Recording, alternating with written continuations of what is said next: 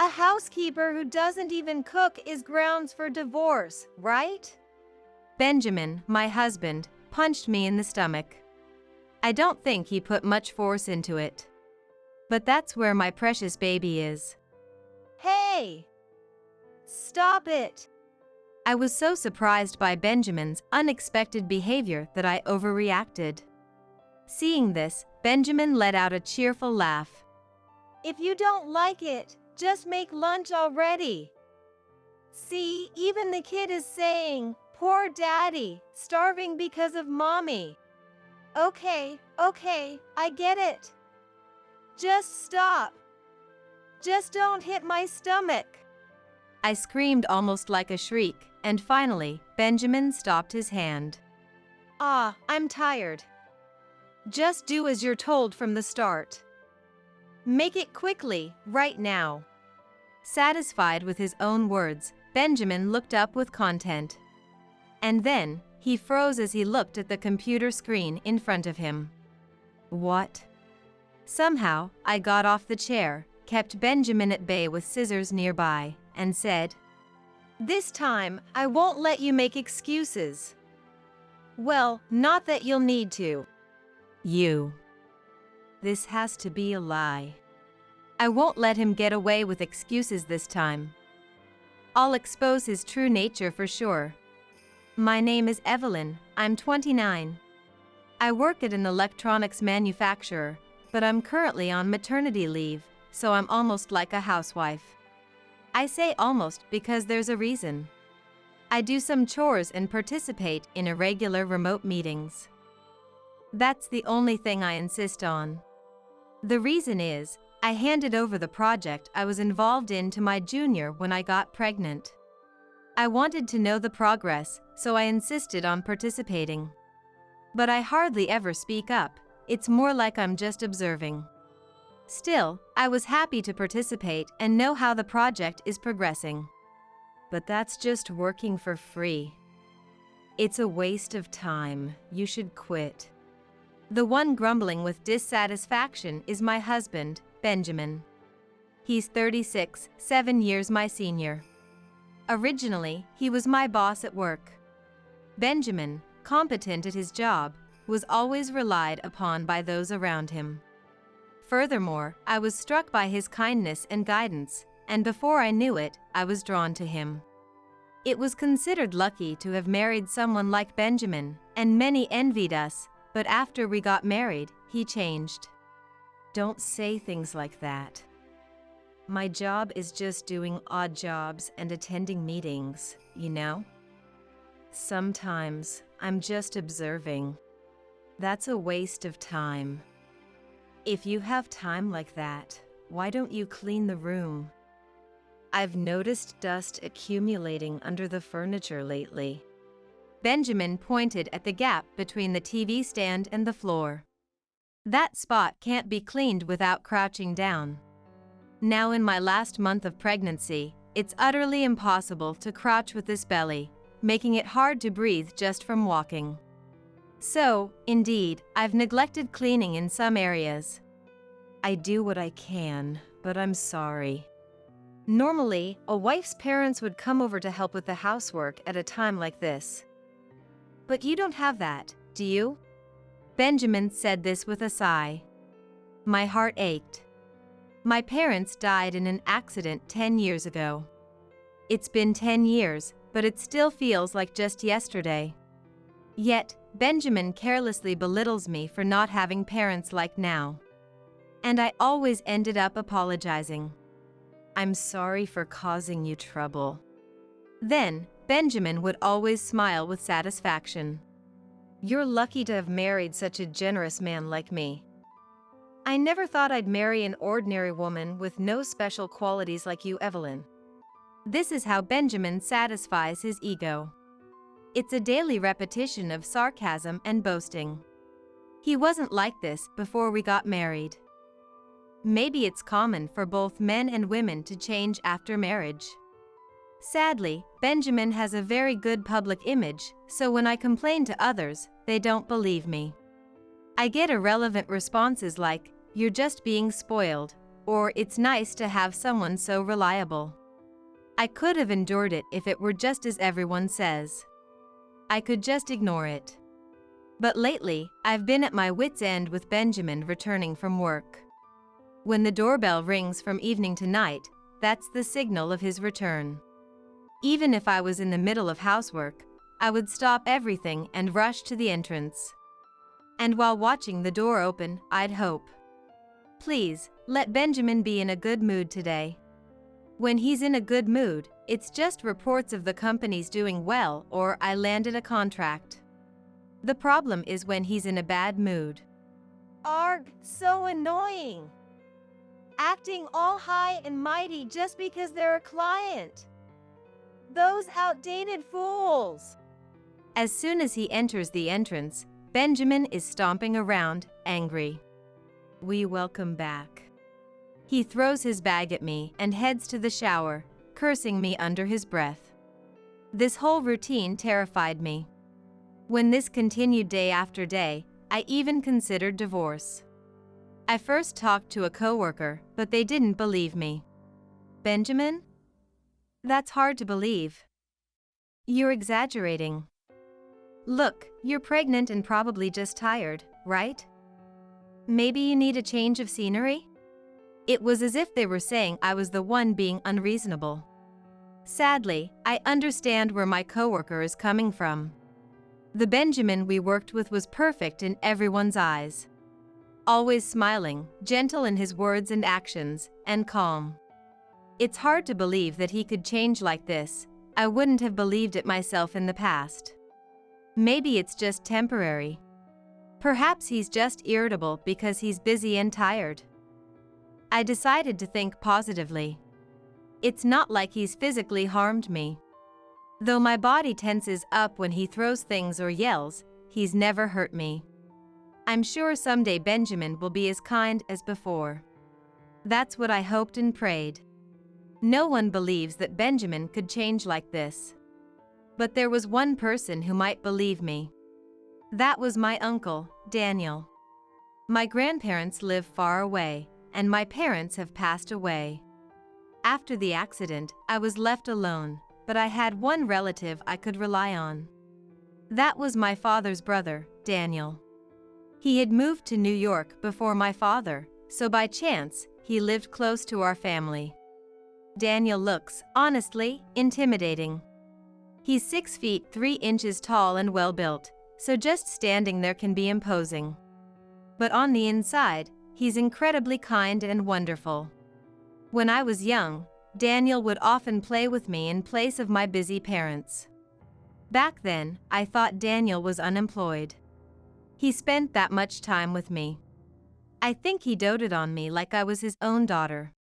Actually, I was the first one to ever hold Evelyn, you know. Daniel and my father would often joke and compete like that. So, after my parents passed away, it was Daniel who supported me. He took care of most of the arrangements while I was in a daze. When I couldn't even bring myself to eat, he'd make tasteless oatmeal or pasta that would fall off the fork with just a touch. It wasn't delicious, but I remember I ended up eating it anyway. It was also Daniel who found me a job when I dropped out of college after my parents' accident. I feel bad for using your connections. To my hesitation, Daniel kindly said, "Don't get it wrong, it's just an introduction. How you works from here on out is up to Evelyn. I won't know anything about it. What I couldn't repay to my parents, I want to repay to Daniel." That was my goal. I had endured living with Benjamin, who only spewed verbal abuse, but one day, Benjamin finally raised his hand to me. It might not have been intentional at first. I knew I had to be careful that day because Benjamin's mood was worse than usual. But I was also feeling unwell and didn't have the energy to deal with it. So, when Benjamin complained about everything, the dinner menu, my face, my expression, the housework, I accidentally muttered under my breath, "Ah, enough, so annoying." The moment those words left my mouth, I could feel the room freeze over. This is bad, I've done it now. I need to apologize quickly. I started to apologize immediately, but it was too late. A magazine flew right past my face. Benjamin, in his anger, threw it at me. Hey! What did you just say? Did you just tell me, who's tired from work, that I'm annoying? Hey! From there on, it was useless to say anything. Benjamin started throwing whatever was nearby, one after another. Fortunately, it seemed he still had some reason, as he only threw light or thin items. Having done it once, the barrier to doing it again must have lowered. From that day, even though he wasn't using much force, Benjamin started to raise his hand over trivial matters. Scared, I thought of consulting Daniel. Actually, Daniel works at the same company as us.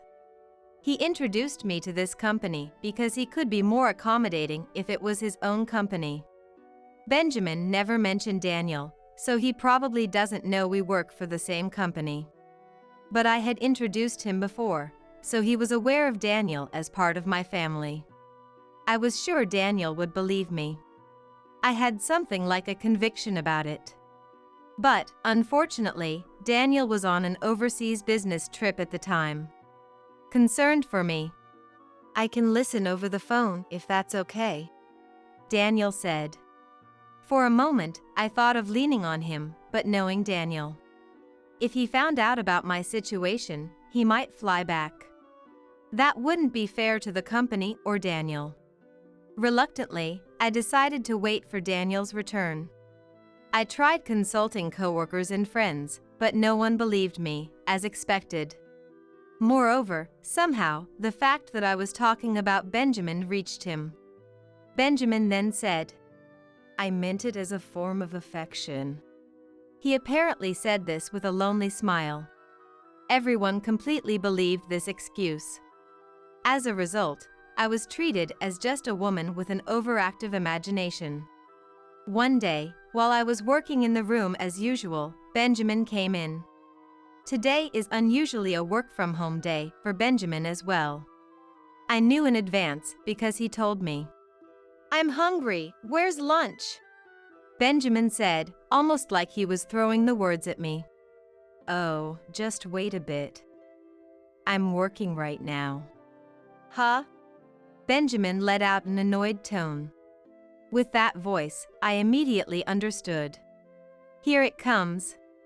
The usual thing. I braced myself in an instant, preparing mentally. Usually, it's an arm or a leg. And then, Benjamin, with an unpleasant smirk, approached me. "A housekeeper who doesn't even cook is grounds for divorce, right?" Benjamin punched me in the stomach. I don't think he put much force into it. But that's where my precious baby is. "Hey! Stop it!" I was so surprised by Benjamin's unexpected behavior that I overreacted. He had never laid a hand on my stomach before, no matter what. I curled up in the chair, trying to protect my belly with my arms, encircling it. Tears welled up in my eyes from fear and anxiety. Seeing this, Benjamin let out a cheerful laugh. "If you don't like it, just make lunch already. See, even the kid is saying, 'Poor daddy, starving because of mommy.' Ouch! Please! Please, stop!" How can he do such terrible things? I'm his wife, and the child in this belly is his. I couldn't understand at all. "I don't want to do this either, you know? But what can I do? It's because you won't make lunch. Right? Poor daddy, huh?" Even as he spoke, Benjamin's hand didn't stop. He kept hitting my stomach over and over, relentlessly. Resisting was difficult while sitting in the chair. I could only focus on defending myself. Okay, I get it. Just stop. Just don't hit the stomach."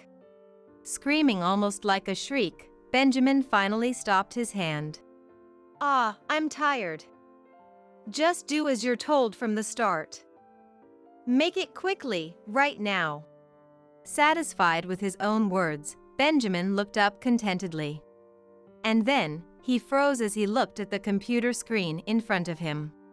What?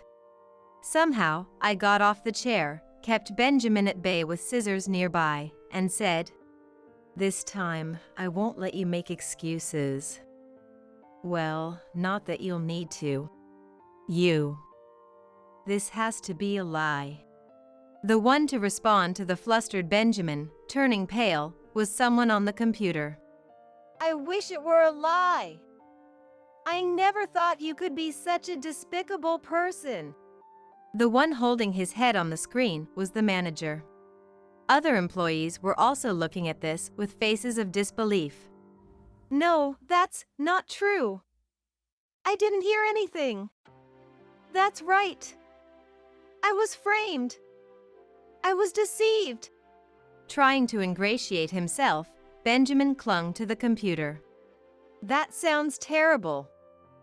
I told you, didn't I? I'm working, so wait a bit. I haven't lied or deceived anyone. So, then you should have clearly said you were in a remote meeting. Then I would have. Benjamin started to say, but caught himself. He was about to say, then I wouldn't have hit you. Benjamin, who cares so much about his public image and how he's perceived by society. The cunning and sly Benjamin wouldn't even utter a harsh word at the company, let alone raise a hand. That's why no one believed me when I complained. I felt a sense of despair at that time. But then I thought a bit. If they wouldn't believe me, I needed proof. Knowing there was a remote meeting while Benjamin was working from home, I had secretly plotted to expose his true face. I just hadn't expected him to aim for my stomach. That was a lapse in judgment on my part. Anyway, everyone at the company is a witness now. You can't talk your way out of this. I want a divorce. I don't want to see your face ever again. But, Evelyn, I can't without you. As Benjamin let out a pitiful voice, the doorbell chimed. Trying to head there, Benjamin blocked my way, trying to stop me. Wait! We're in the middle of talking. Is it okay to raise your voice like that?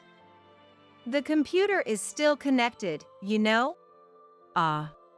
Distracted and flustered, Benjamin let me slip by him towards the entrance. But just before I could get away, he caught up and grabbed my arm. Stop! Let go! This spot is out of view from the computer, perfect. Hey, we need to come up with an excuse together. Should we say it was a prank? That's the safest bet. It'll be more believable coming from you, so you tell everyone. No way! I'm tired of watching your face, being worked like a slave, and living in fear. Help me. Just as I screamed inside, I heard a noise from the entrance, and then the door burst open, and someone entered. Seeing who it was, I collapsed on the spot in relief. Are you okay, Evelyn? Daniel. It seems Daniel was secretly participating in that meeting too. He must have rushed over immediately after seeing the video. It was fortunate that the entrance door was unlocked. Are you hurt? How's your stomach? Daniel rushed to my side and pulled me away from Benjamin as if rescuing me. Then, shielding me with his own body from Benjamin, he hid me behind his back. Thanks to Daniel's broad back, I couldn't see Benjamin anymore. Likely, Benjamin couldn't see me either. Daniel, Evelyn's uncle, right? Long time no see. Peeking around Daniel's back, I saw Benjamin trying to force a smile and nodding in greeting. Daniel straightened up and looked down at Benjamin. Being considerably taller, Daniel made Benjamin look very small and frail. Evelyn, can you stand? You should rest on that sofa over there. Ignoring Benjamin, Daniel supported me and moved to the sofa. Sitting down provided some relief. Benjamin tried to approach me, but Daniel stopped him with a threatening look. After you rest a bit, let's go to the hospital just to be safe. That's an overreaction. It was just a little nudge. That's part of affection, a couple's touch. How could anyone think that way about what happened? You be quiet. We'll have a thorough discussion once we've confirmed that Evelyn and the baby are safe. Don't worry, the meeting was recorded. So you saw that because you're with the same company. Benjamin made a fist in frustration and fell silent. Evelyn, you married quite the man. I felt sorry facing Daniel's stern look and sigh, unable to say anything. The hospital visit confirmed that the baby was fine. Relieved, I felt my whole body relax. Then, Daniel, Benjamin, and I decided to head to the company. Daniel said, "Think of the baby. Leave the rest to me." But this was a matter between Benjamin and me. Even if it's Daniel, I couldn't leave everything to him. We could have postponed it to another day, but knowing Benjamin, the more time he had, the more likely he was to come up with something. Now in the last month of pregnancy, with labor possibly starting at any time, it was best to resolve this quickly. I am a mother. I have a duty to ensure this child can be born into a safe environment. Upon arriving at the company, we were immediately led to a separate room. Daniel must have contacted them in advance. The employees present at the meeting must have also given their testimonies. In the large conference room were the meeting members, Benjamin, Daniel, and me. I took my bag from Daniel and pulled out the divorce papers. I had gotten them from the municipal office a long time ago and kept them in my bag. Benjamin looked puzzled for a moment, but then forced a troubled smile. I admit I did things that could be misunderstood. It's my fault too, so I'll accept the divorce. I have no problem with the compensation in the divorce court, and I'll pay child support. Perhaps because he was in front of everyone, Benjamin seemed unusually understanding. His acceptance made the conversation progress smoothly. However, when we reached a certain point, Benjamin froze. You want me to resign or transfer? Yes. I plan to return to work after my maternity and parental leave are over. It wouldn't be good for either of us if you were still here. That's why. I actually want you to leave. Benjamin stared at me intently and nodded. I see. But what does the company think? What are you trying to say? Not to boast, but I believe I'm a valuable asset to the company. I have good performance. No issues with interpersonal relationships. Plus, I have a wide network among peers and clients. Indeed, the outwardly competent Benjamin could be considered an ace at the company. He was what you'd call a key player. He was so well regarded that it was said it was only a matter of time before he became an executive. On the other hand, you, for better or worse, is just an ordinary female employee. Oh, I'm not trying to belittle you. Just stating the facts. I understand. Moreover, as a mother of a young child, inevitably you'll take more leaves. You'll probably end up inconveniencing the company, coworkers, everyone. This was something I had considered since becoming pregnant. Without parents, I had no one to rely on. In any situation, I had to manage on my own. While it's an unavoidable circumstance, to the company, I might be seen as a troublesome employee. I couldn't help but understand what Benjamin was trying to say. He implied that the company would choose him, the valuable ace, over me, who brought the inconvenience of potential risks, even though he had caused this issue. See? So the best thing is to forget all this and get along again. That's the best for the baby too. No, I can't do that. What? Benjamin looked utterly astounded.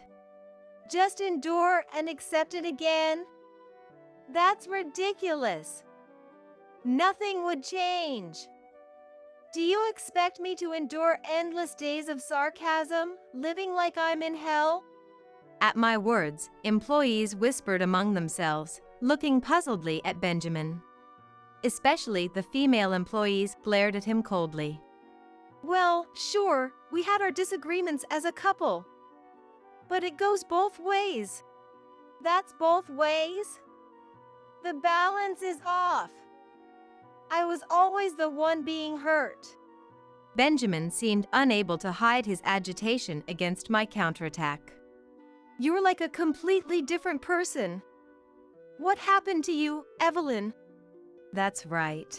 I've been enduring until now.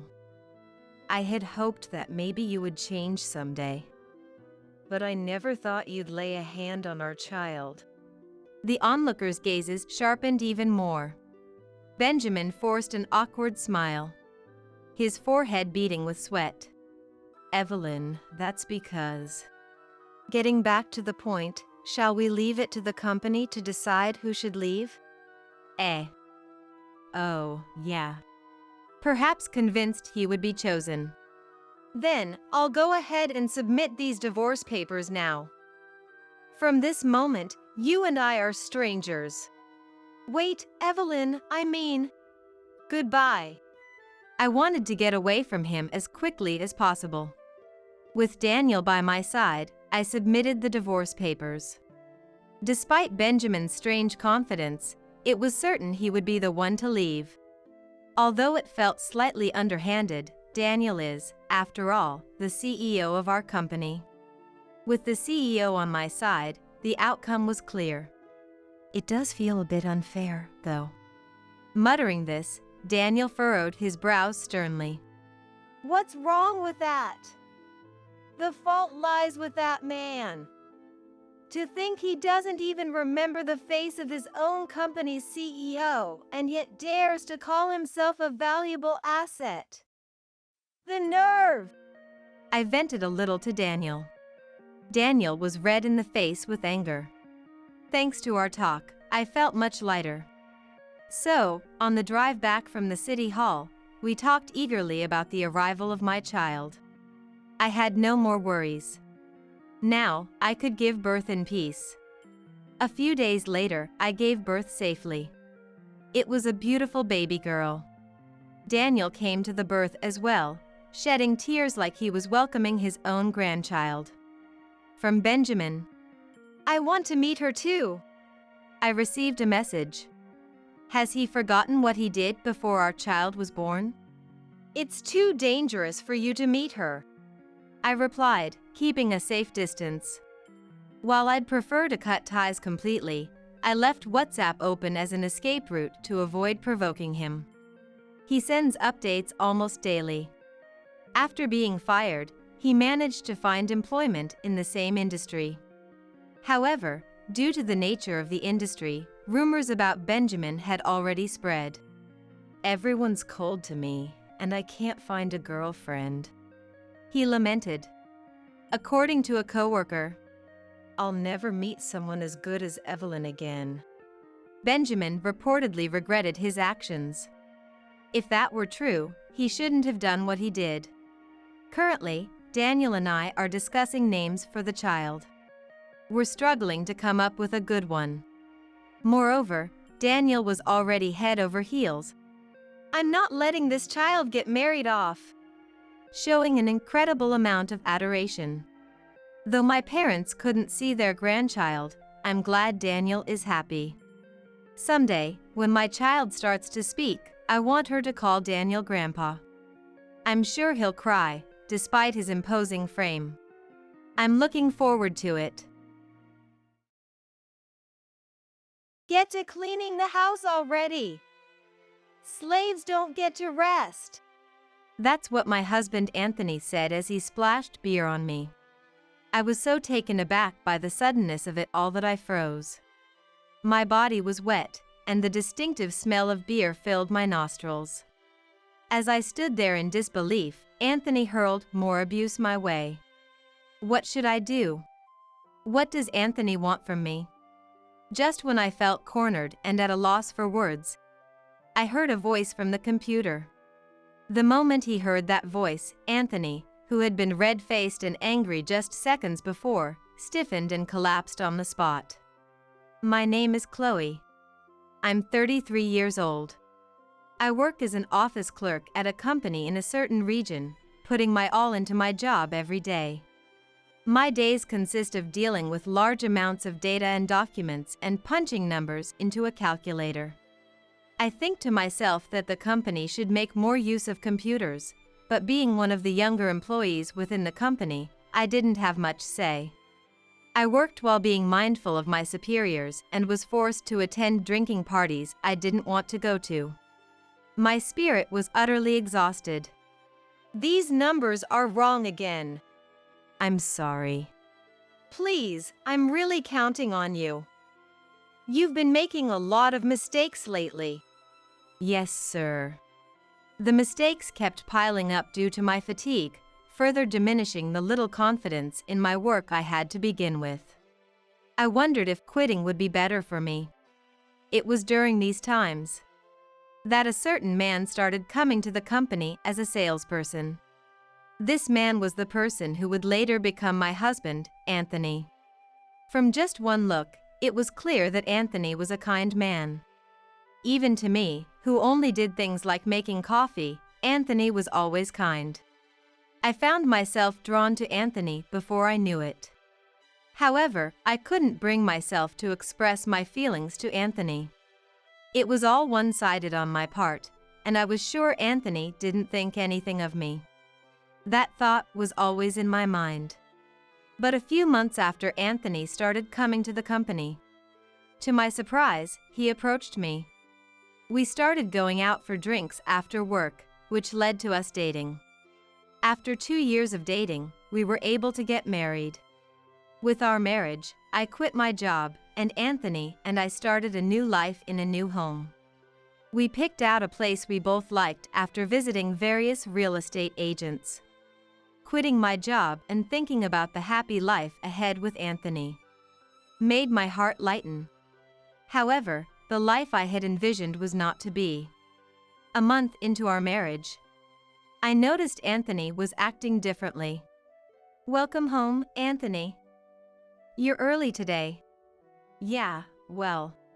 He didn't look at me and didn't even greet me back properly. Seeing Anthony so different from usual genuinely worried me. After that, Anthony seemed somewhat listless. Are you okay? You seem tired. Huh? Oh. He seemed more irritable than tired. Indeed, he was different from his usual self. I thought maybe he was just tired today, and didn't think much of it. However, the next day and the day after that, Anthony's attitude remained unchanged. Gradually, it wasn't just his attitude and greetings. He stopped taking the sandwiches I made for him and didn't contact me when he was coming home late. I could tell that he was starting to treat me carelessly. Maybe I had done something to offend Anthony. As I pondered over this, my own time flew by. I was filled with insecurities about my behavior and thoughts of Anthony. Things changed a few months after Anthony started showing a change in his attitude. He began to verbally abuse me out of nowhere. One evening, Anthony spoke to me without touching his dinner. "Hey, Chloe. Do you realize?" Realize what? Without a subject, his sudden question was impossible to understand. I urged Anthony to explain further. Without any sign of remorse, Anthony said, "Your cooking is terrible." "What? Terrible?" Yeah. I guessed you hadn't noticed. Think about how I feel, having to eat such terrible food every day. I had often cooked meals during our dating period, but he had never made such a complaint before. He always seemed to enjoy the meals, and he had told me many times they were delicious. Watching him like this, I never thought Anthony would find the meals I made unpalatable. You used to say it was delicious. What? Did I? Seeing my anxious face, Anthony started laughing loudly. Then, after a good laugh, Anthony put down his fork and went back to the bedroom. Looking at the untouched meal, I felt indescribable. I too put down my fork and kept replaying Anthony's words in my mind. Had he been hiding that he found the meals unpleasant all this time? Or had my cooking skills just declined? I thought about it a lot, but couldn't come to a satisfying conclusion. However, one thought did seem to make sense. His recent behavior, his words just now. I thought maybe Anthony had come to dislike me. At first, I thought maybe he was just a little tired, but his recent behavior has definitely been too much. The Anthony I knew would have told me if he was tired. It must be so. But that would mean I did something to make him dislike me. However, I can't think of anything that might have caused it. My doubts about Anthony only grew. Then, another 2 months passed. Day by day, Anthony's attitude worsened, and the Anthony I knew during our dating days seemed to have disappeared completely. He verbally abused me daily and made a point to show his irritation by making noise. Do you even know how to clean properly? Clean? Yeah. You haven't done the bathroom or the toilet, and the living room is filthy too. I always tried to keep the house clean, doing the bathroom and toilet cleaning daily. I even vacuumed every day. What else does Anthony want me to do? While I was feeling down, Anthony didn't stop hurling insults. What hurt me the most was him saying, "Why did I even marry a woman like you?" Was all the love he professed just a lie? The moment I thought that, I felt tears streaming down my cheeks. Ugh, why are you crying? Cut it out with the fake tears. In the past, if I cried, he would comfort me. Now, he only says cruel things. Anthony went back to the bedroom, mocking me. Initially, we shared the same bedroom, but now I've been pushed out. I've gotten quite used to sleeping on the living room sofa. I knew I was being taken for granted and not treated with respect. But I couldn't bring myself to decide on divorce. I still had faith in Anthony. However, as expected, my feelings didn't reach him, and his treatment of me only got worse day by day. "Hey, dinner." As soon as I thought he was asking for food, "I can't eat this terrible food," he would complain. I suggested eating out a few times, but for some reason, Anthony stubbornly refused. "Why?" He wouldn't give me any reason. Anthony would come home from work, complain about the entrance being dirty or the toilet being dirty, and demand food. Since his attitude started to change, I've often wondered what I did wrong, but seeing Anthony's behavior up to now, I've concluded he's just using me to vent his stress. The contradiction between what he says and his actions, constantly finding fault and berating me, it's clear he's just venting. I understand Anthony is tired from work. But I'm human too. Being constantly criticized, I too accumulate stress. I had hoped for a change, but I've reached my limit. "Hey, Anthony. Can we stop this?" I gathered my courage to talk to Anthony. "I don't know if it's because you're tired from work, but can you stop taking it out on me? I'm also stressed from being criticized by you every day." Anthony looked at me in surprise, speechless. "Huh? What are you talking about?" It's just like I said. You come home and immediately start complaining about me. I'm trying my best, you know? Anthony was half laughing as he listened to my words. But as soon as I finished speaking, his face turned red with anger. "You know what? Who do you think you are? You're a housewife, but you can't clean or cook properly. What's wrong with complaining? Living carelessly like that? That's what pisses me off. Then, can you tell me what's wrong so I can fix it? No, I won't say. It's clear that nothing will change even if I tell you. You need to figure out what's wrong by yourself. Anthony evaded the question when I asked what was wrong with me. This conversation alone made it clear that Anthony only saw me as an outlet for his stress. Our relationship worsened even more after I expressed my feelings. The verbal abuse and attitude towards me intensified. I sighed, reminiscing about the happier times in the past. However, one day, I received a call from an unexpected person. It was my mother-in-law, Jody. Jody and I get along well, but we don't call each other often, so I quickly answered the phone. Hello? Oh, Chloe, how have you been? Jody's voice sounded very cheerful over the phone. After some small talk, Jody brought up the main topic. Huh? Handmade? I was thinking I wanted a new hobby recently, and I remembered that you make handmade crafts. I was hoping you could teach me some stuff. Actually, I make handmade crafts as a hobby. I buy materials and tools, and spend time on my hobby when Anthony is not around. I had told Jody about my handmade crafts before, but I never thought she would remember. Yes, of course.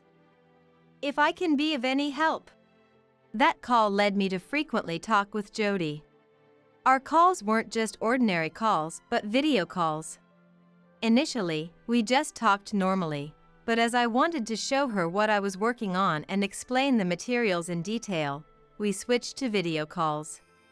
Our houses aren't that far apart, but going there every time is honestly a hassle. When it's time for my appointment with Jody, I enter the room where my crafting tools are and craft while talking on the phone. My heart, which was distressed by Anthony's actions, felt purified while I was talking with Jody. By the way, how have things been with Anthony recently? Are you getting along? Yes. I'm glad to hear that. I didn't talk about Anthony to Jody. I didn't want to worry her, and more than anything, I wanted to forget about Anthony during the time I spent with Jody. Even after starting to do video calls with Jody, Anthony's attitude remained terrible. I was desperate not to let Jody catch on to anything about Anthony. However, one day, an incident happened. It was a few weeks after I started doing video calls with Jody on a Saturday. As usual, after finishing housework, I was on a video call with Jody when the door to the room opened. Anthony! Turning around, I saw Anthony standing near the door with something in his hand. Completely unaware of the video call, Anthony approached me. Hey, what are you doing here? What about the cleaning? The laundry? Why aren't you doing them? I've already done them. What are you talking about? Didn't you see? Huh? I didn't see anything. Well, he had been watching TV in the living room the whole time, so his response was expected. You're always just watching TV. What? Shut up. Anthony, further aggravated by my words, said, Get to cleaning the house already. Slaves don't get to rest. And then he splashed something he was holding on me. I soon found out what it was. It was beer. I was drenched in beer, smelling of it all over. And Anthony laughed at the sight. Shocked by the suddenness, I was speechless. If you understand, then get to work. Then, he kicked over a stack of books nearby. Anthony's mocking laughter filled the room. I couldn't take any action and just watched as the books got soaked with beer. But then, Is that all you have to say? I heard a familiar male voice from the computer. Huh? Dad?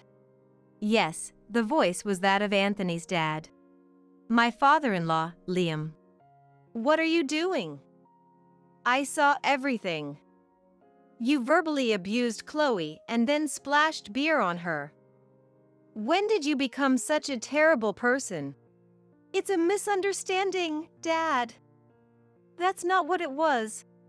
As Liam began to speak, the bravado from before was nowhere to be seen in Anthony, who now appeared completely cowed. Despite seeing Anthony like this, Liam didn't stop his anger. What misunderstanding? It doesn't seem like this was the first time, was it? What are you playing dumb for? Really, when did you change like this? Liam was clearly exasperated. It's understandable to be dismayed if your own son was doing such terrible things. Ignoring Anthony, who was just standing there with his mouth open, Liam made a proposal to me. Chloe, won't you come to our house right now? Right now? Yes. I'm worried about leaving you in that house. If it's okay with you, I can come to pick you up right away. I was honestly surprised by Liam's invitation. But, thinking about it calmly, staying with Anthony alone, I really couldn't predict what he might do next. Would that be okay? Of course. I'll be there soon.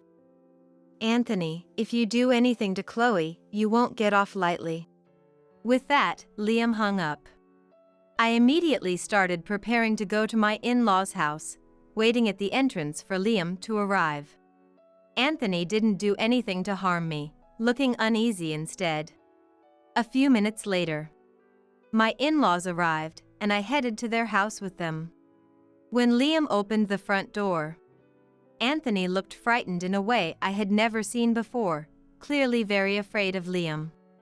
Anthony, you should spend tonight reflecting on your actions alone. Understand? Dad, I'm sorry. What are you saying? The person you should be apologizing to isn't me, it's Chloe. Just think about what you've done alone. Reflect on it. Got it? Liam said this and led me outside.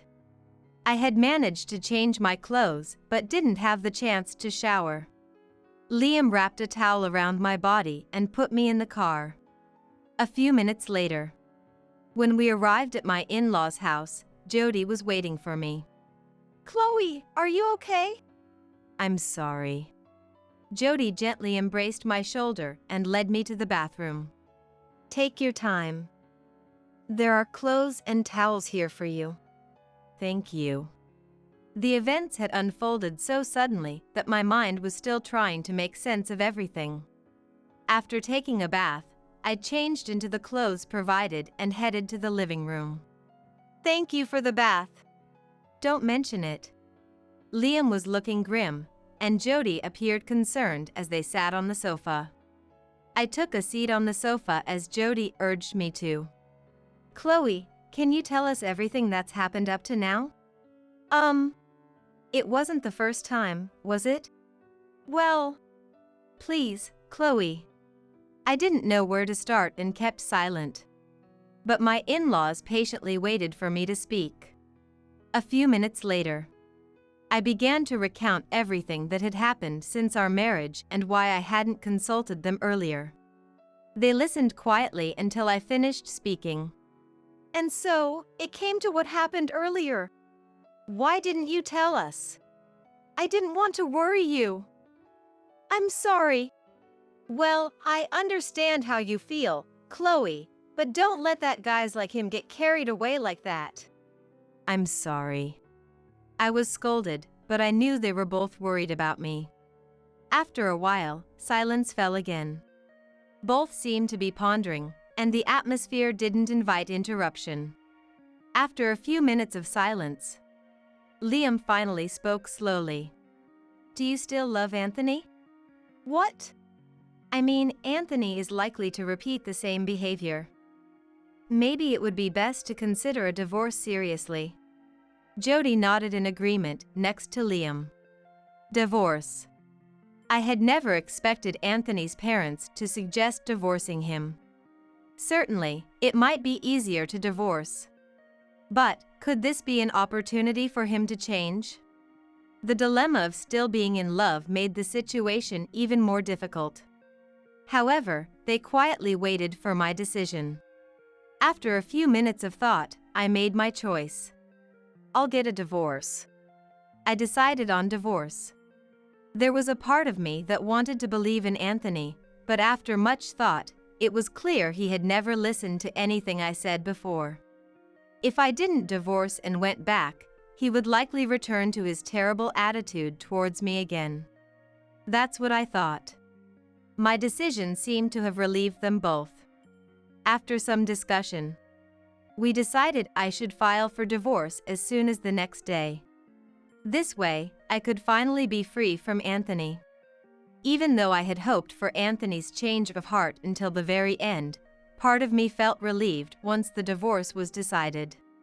The next day, I went to the house with my in-laws, holding the divorce papers in hand. As soon as we rang the doorbell, we could hear footsteps inside, and Anthony came out. Chloe. And Dad and Mom. Seeing the faces of my in-laws, Anthony showed an obviously disappointed expression.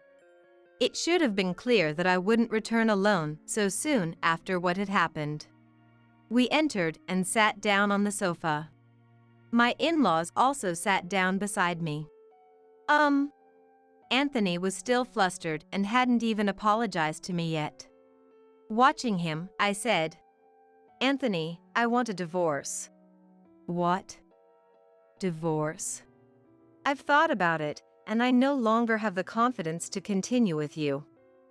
If we start living together again, your attitude will just revert back, and over time, you'll forget about what happened this time and repeat the same behavior, won't you?" "That's not." "Can you say for sure that won't happen? Besides, you haven't properly apologized to me yet. It's clear you haven't reflected at all from your actions." "I'm sorry." Anthony quickly apologized after hearing my words, but it was too late. I had no intention of forgiving Anthony anymore. It's too late for everything. Just sign the divorce papers quickly. With my in-laws on my side, I could boldly express my thoughts to Anthony. Too late. "Anthony, what were you thinking last night? Not even apologizing to Chloe, and now you're surprised to be faced with a divorce. If you were aware of how terrible you've been, being divorced wouldn't come as a surprise. I did do terrible things, but I never thought it would lead to divorce. Not expecting to be divorced? You really have a blissfully ignorant brain." Anthony shrank back at my words. All his bravado seemed to have been left somewhere far behind. In the end, Anthony reluctantly signed the divorce papers. Our relationship ended without a single sincere apology from him. By the way, as I was packing to leave the house, I asked something that had been on my mind. "Why did your attitude change all of a sudden after we got married? There was nothing like this when we were dating." Reluctantly, Anthony opened up. "I didn't want to be looked down upon. That's all." "Looked down upon? Did I ever act like that when we were dating?" "No, you didn't." "Keep your weird fantasies in check. It's really unbelievable." Okay. With that, I left the house with my in-laws, never to return again. I felt a bit sad to leave the house itself, to which I had grown attached. After filing the divorce papers, I stayed with my in-laws. Being a housewife without my own income, my in-laws told me I could live with them. Of course, I was nervous at first. But gradually, I got used to the atmosphere of my in-laws' house and could even enjoy doing handicrafts with Jody. During this time, Anthony tried to contact me, but Liam made it clear through my mobile phone. "We're cutting all ties with you." And he never contacted me again. Anthony probably never imagined I would be living with his parents. Seeing that he tried to contact me even after the divorce, it was clear he still looked down on me. Divorcing such a man was the right decision. I can't thank my in-laws enough for encouraging the divorce. Now, a year after the divorce, I've started living on my own and working part-time, leading a fulfilling life. I felt it wasn't right to keep relying on my in-laws' house forever. Though I've moved out, I still keep in touch with my in-laws and continue to receive their support. They've treated me like their own family, even though we're not related by blood. My current goal is to repay my in-laws. What could I do to make them happy? Today, I continue to live with gratitude towards my in-laws. Now Benedict is totally smitten with me. Ah, it's a crime to be this beautiful. You're kidding, right? Didn't you notice? He's mine now. If Benedict falls for this woman, everything I've built up will be for nothing. Does Benedict really know what he's doing? Or even understand what's happening? My world goes dark. My name is Elise. I'm a 45-year-old woman teaching yoga in the suburbs of Boston. When people hear yoga instructor, they might picture someone refined, but that's usually the younger female instructors. To be honest, nearing 50, I'm not exactly a hot commodity, so my life depends on Benedict's income. My husband Benedict is older than me, 48 years old. At 48, most people worry about health checkups, especially metabolic syndrome. But not Benedict. He's fit and youthful, something I'm proud of. When I show his pictures to my yoga students, they're amazed and start comparing him to their own husbands. So I often tell new students, bring your husband to my yoga class, and he could look like this. Benedict and I met because I was his yoga instructor, so it's not entirely untrue. I teach yoga a few days a week and spend the rest of the time as a housewife. I thought this would be my life forever. That was until she showed up. She changed everything between Benedict and me. It started during a trial yoga class. One day, a familiar woman joined the class. I struggled to remember where I'd seen her before. I felt bad for not remembering her face, but maybe deep down, I didn't want to remember her because she was such an unpleasant woman. The answer came from her. During the break, she approached me. It's been a while. Remember me? Seeing her malicious smile, I remembered. This woman was Lori, a childhood friend. Lori and I live close to each other and have gotten along well since we were little, playing together. Lori was cute and popular, even rumored to become an idol someday. But she had another reputation, and Lori's reputation stood out in other ways too.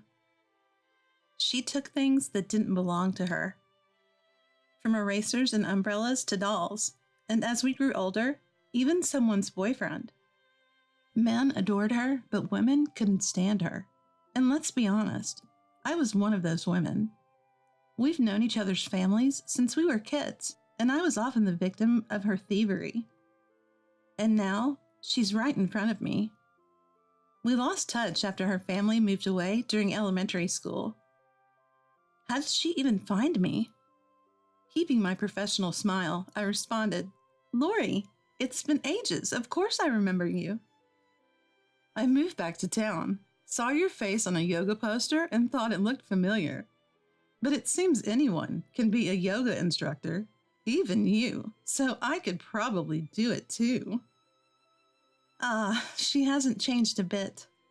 Hearing her words, I knew immediately, and decided not to mention Benedict in my usual class introduction today. Having my life partner stolen at this age is no joke. And if anyone could do it, it's Lori. After the trial class, I got up and ended up having a late lunch with her. As soon as we sat down, she started bragging about how many men were after her, how she got scouted by a famous talent agency. I couldn't tell if she was lying or not, but she kept talking. She seemed to want to show off her current life. Living on the top floor of a high-rise isn't that great. The elevator ride is long, and the people on the lower floors are snarky. But the worst part is my husband, Joshua. He's an attorney, so the money's good, but he's fat. Thanks to him, I can be a housewife, but it's hard. You couldn't handle it, still teaching yoga at your age? Her face was soaked in smugness. I bet she stole Joshua from someone else, too. I just listened, hoping she'd get bored if I didn't react. I thought that Lori would get bored if she knew I wasn't particularly responsive. Did you get married? Really? What's your husband like? As plain and unimpressive as you?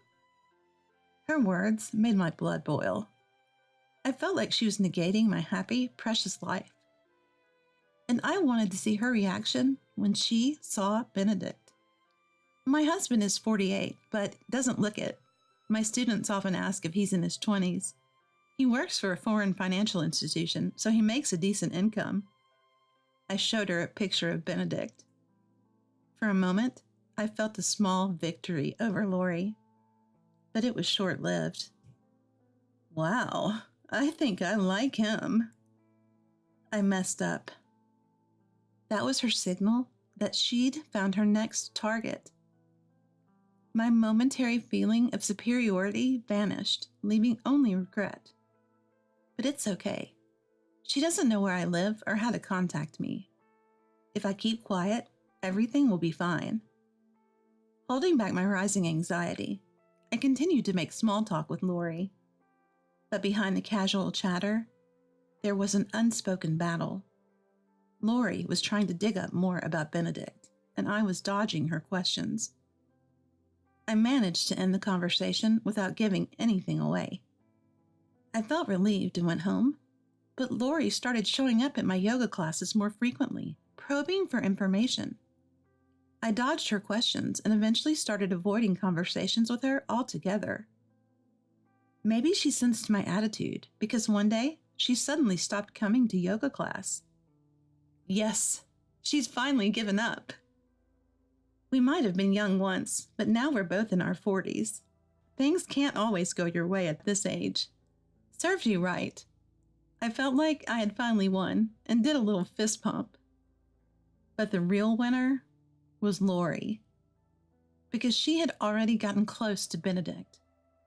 For a while, life returned to normal. I taught yoga and supported Benedict by taking care of the house. It was so peaceful that I completely forgot about Lori. In hindsight, it was the calm before the storm. While I was enjoying my peaceful days, I noticed that Benedict's behavior had started to change. Sorry, I won't need lunch for a while. I have plans with a client. Or, I'll be late from work, so go ahead and eat dinner without me. Actually, don't make dinner for me. I'll eat out. He used to prioritize home over work. But if it's for work, I can't complain. If Benedict works hard, it might lead to better opportunities for him. So I had no choice but to support him. Around the same time, I started teaching a new evening yoga class, so I didn't have time to think too much about it. So I took Benedict at his word. I was naive to think that both of us getting busier was a good thing. Now that I think about it, I was really stupid. Then one day, Lori showed up in my yoga class again. During the class, she kept giving me the smug look. It's the face I hate the most. After the class, while I was cleaning up, Lori approached me.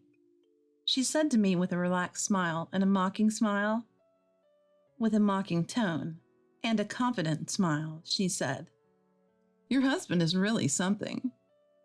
He has such elegant table manners, and his dimples when he smiles are so cute. Oh, did you know? He has an interesting beauty mark on his back." That's when it hit me. She hadn't given up on Benedict.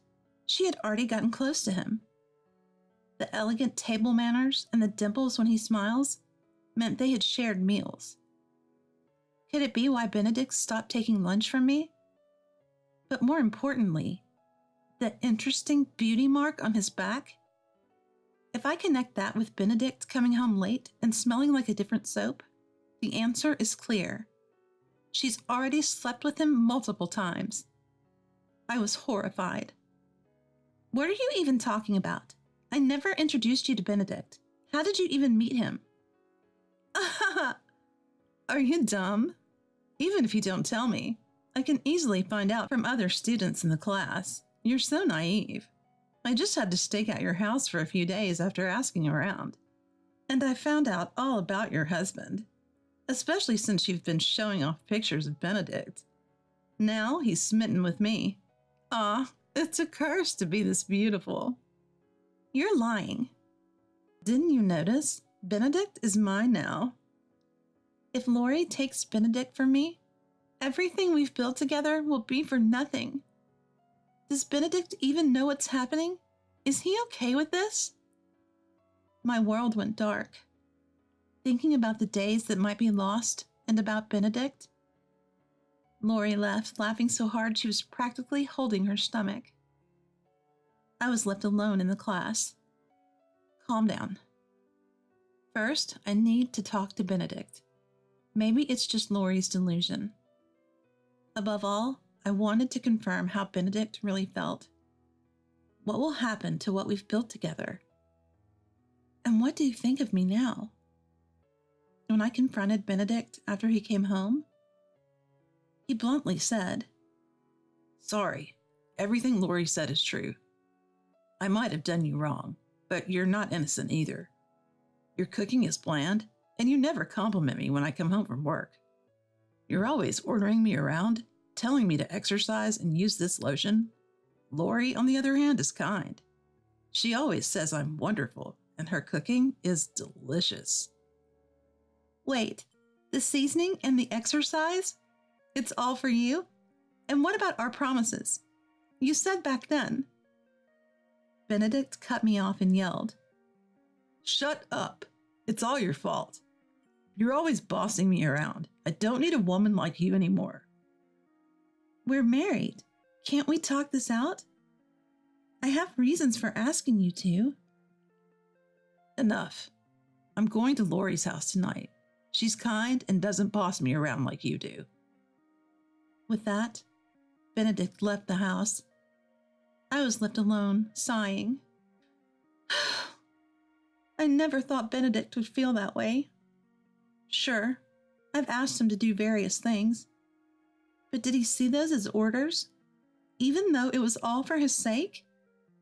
Everything I've done for Benedict was just negated by the man himself. But his way of putting it was unfair, blaming everything on me and insisting he's not at fault. And then saying he's going to Lori because she's kind. What is he, a grade schooler?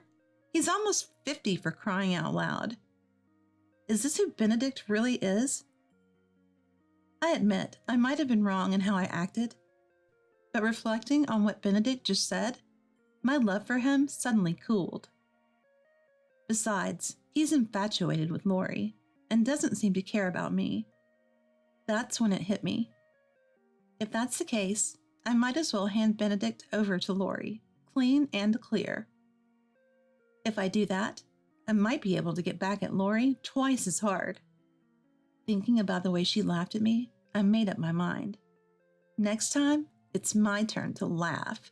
I'll get back at her. Lori showed up at the yoga class the next day.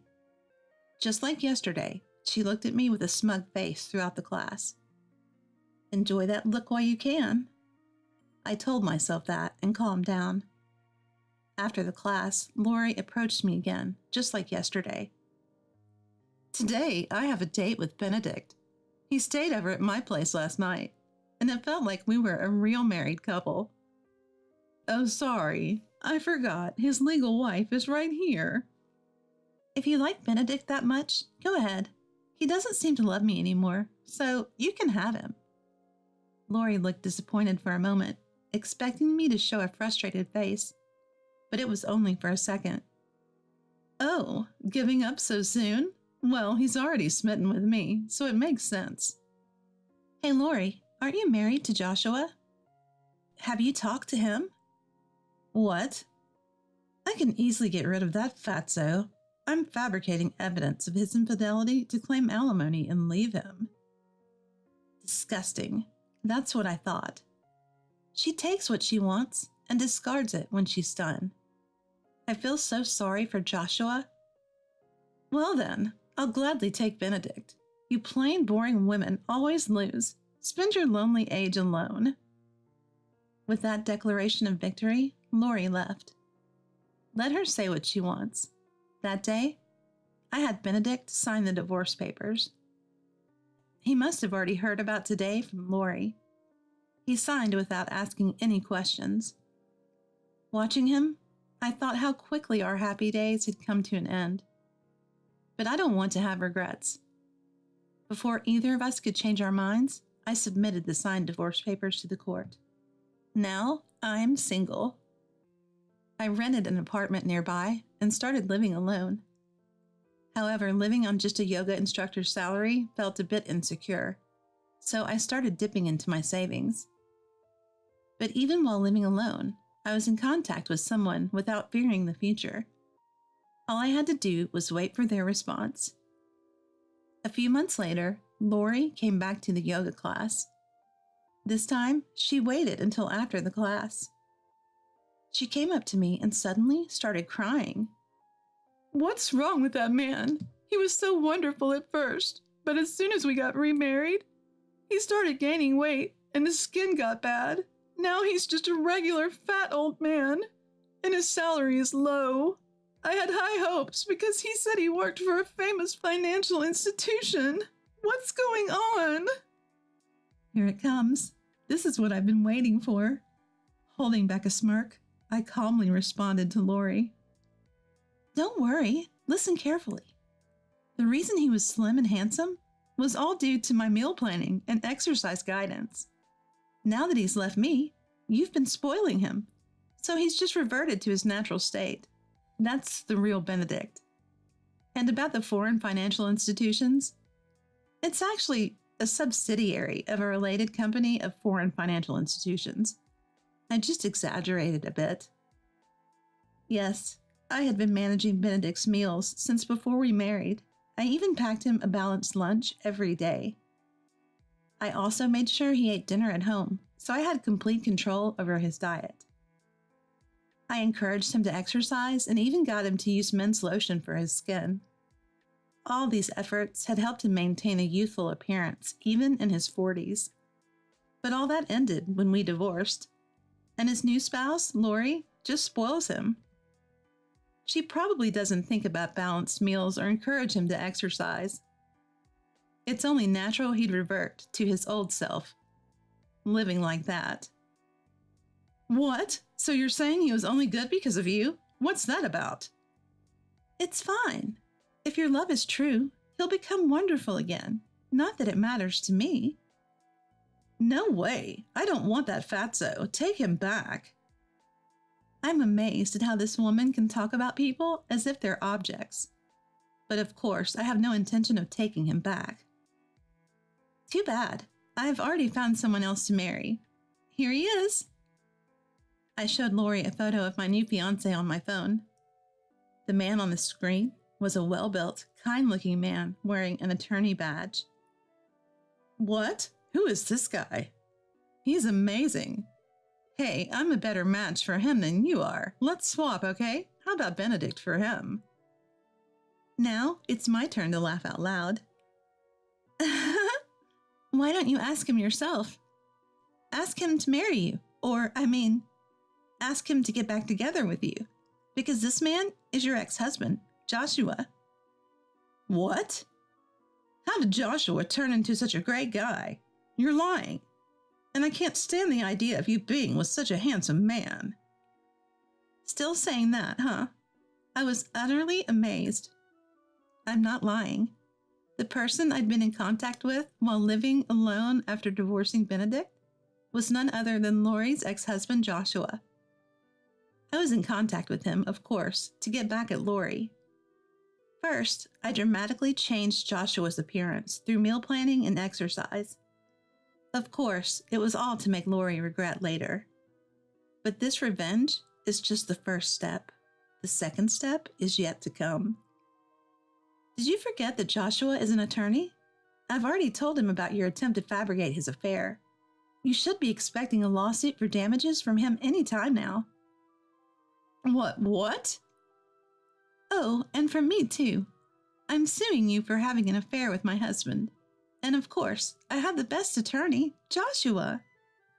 Ugh! It's too late for Lori's small cry. Oh, I almost forgot. Benedict got his current job through a client from my yoga class. I've told them about this whole mess, and they were really disappointed. Who knows what will happen to Benedict's job now? Lori was speechless. I left her standing there and gracefully exited the class. Serves you right. You've taken so much from me, and now you've even taken away my husband. You got what you deserved. After some time, Lori had to pay a hefty sum in damages due to our lawsuits. She had to sell the luxury apartment she got from divorcing Joshua, and now she and Benedict are living in a cheap apartment. Just like I said, Benedict's salary got even lower due to his demotion, and now Lori has to work too. Some of my yoga students work at the same place as her, so naturally I've told them about Lori. My students are all saying things like, "What a terrible woman, Elise. You've been through a lot. We'll make sure she gets what's coming to her. I can't wait to give her a hard time." As for me, I happily remarried Joshua. Thanks to my dedicated meal planning and exercise guidance, he's undergone a dramatic transformation from his previous overweight condition, and is even featured in magazines now. His legal practice is booming, and he's swamped with work, which is a good problem to have.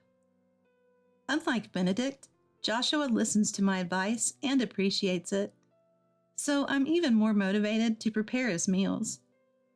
Oh, and the luxury apartment Lori had to give up? We're living there now. From the windows of our high-rise apartment, the building where Lori and Benedict lived looks so small, it's almost laughable. My revenge is complete. From now on, I plan to live a peaceful and happy life with Joshua. I'm Emma, a 28-year-old fashion designer. I recently got married, and despite struggling with unfamiliar household chores, am enjoying newlywed life. My husband, Benjamin, who is quiet but kind, was originally an employee at a client's company.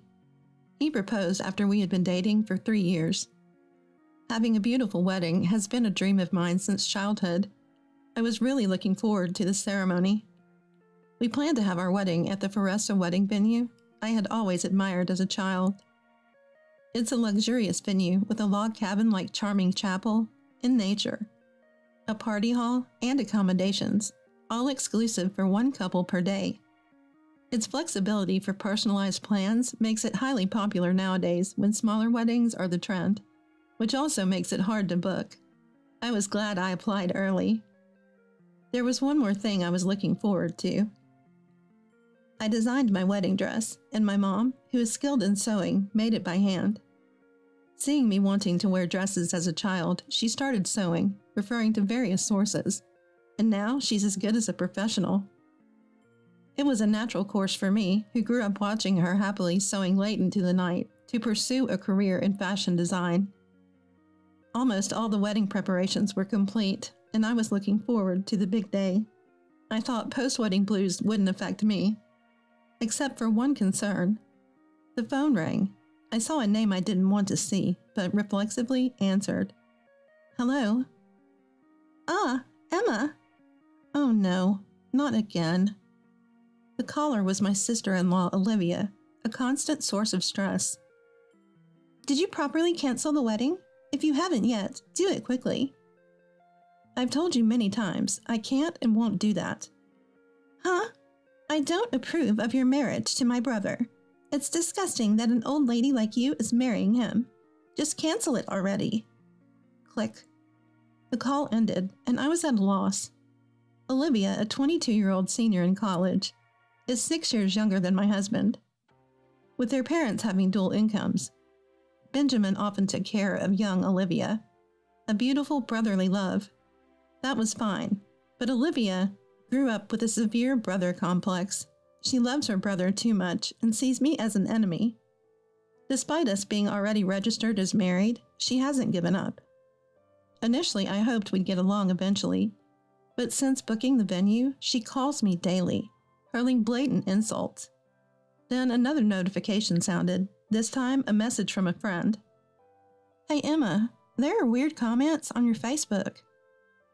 I quickly checked Facebook and saw 10 comments on my marriage announcement. Stuff like, "This woman is a bitch. She's deceiving a kind man, the worst. I heard she dated a married man at work." All baseless slander. Of course I had no idea. What is this? Such awful content. Looking closely, all comments were from one account. Checking the profile, it read, 22 years old, active college student, loves her brother. Seeing posts about secretly taken photos of my husband, love messages to him, and resentful posts about me, his wife, I felt a chill rather than anger. I deleted the comments and closed Facebook. Olivia's actions, more terrifying than I imagined, were causing me increasing anxiety. But with our wedding approaching, I didn't want to stir up family troubles. That was a mistake. A few days later, during a work break, I checked my mobile phone and saw several missed calls from the venue. I had a bad feeling. I immediately called back. "Sorry for contacting you repeatedly, but actually..." I was stunned by what the planner told me. The contents are as follows. A woman had suddenly visited the venue, demanding the cancellation of our wedding. Suspicious, the planner explained that the cancellation wasn't possible without the contract holder's presence, and then asked her to leave. Enraged, the woman started insulting the venue, loudly hurled abusive words at the planner, and ended up damaging the venue's decorations, leading to police involvement. It happened on a day when Foresta Wedding was holding a bridal fair, witnessed by many, causing some couples to leave early. "I'm terribly sorry." I hung up the phone with tears in my voice. With shaking hands, I called my husband. In a faint voice, he said, "I'm sorry, Emma, my sister. She's at the police station now with Dad picking her up." The venue, learning the woman was our relative, had kindly refrained from filing a police report. So Olivia was released. I left work early that day and waited at home for my husband. He came home looking exhausted but apologized earnestly. "I'm truly sorry." As I watched his remorseful expression, tears welled up in my eyes. "I should have talked to you about Olivia sooner." "Did she do something to you?" "Yes, well..." I calmly explained the daily phone calls and the attacks on social media, while listening intently, sometimes changing his expression. He kept bowing his head as if understanding my urge to blame him, even though he wasn't at fault. Despite everything, I still wanted to be happy with him. Later, we had a meeting with our in-laws and my parents about Olivia. "Our daughter has caused you a lot of trouble, and we are truly sorry." Watching in-laws bowing deeply, I said, "Please raise your heads, James and Scarlett. I just want Olivia herself to show true remorse." Hearing this, Olivia, looking uncomfortable, bowed her head. "I'm sorry." Do you even understand what you've done? What do you mean, I'm sorry?" As my father-in-law, red-faced, was about to lash out at Olivia, I asked calmly, "Why did you do this, Olivia?"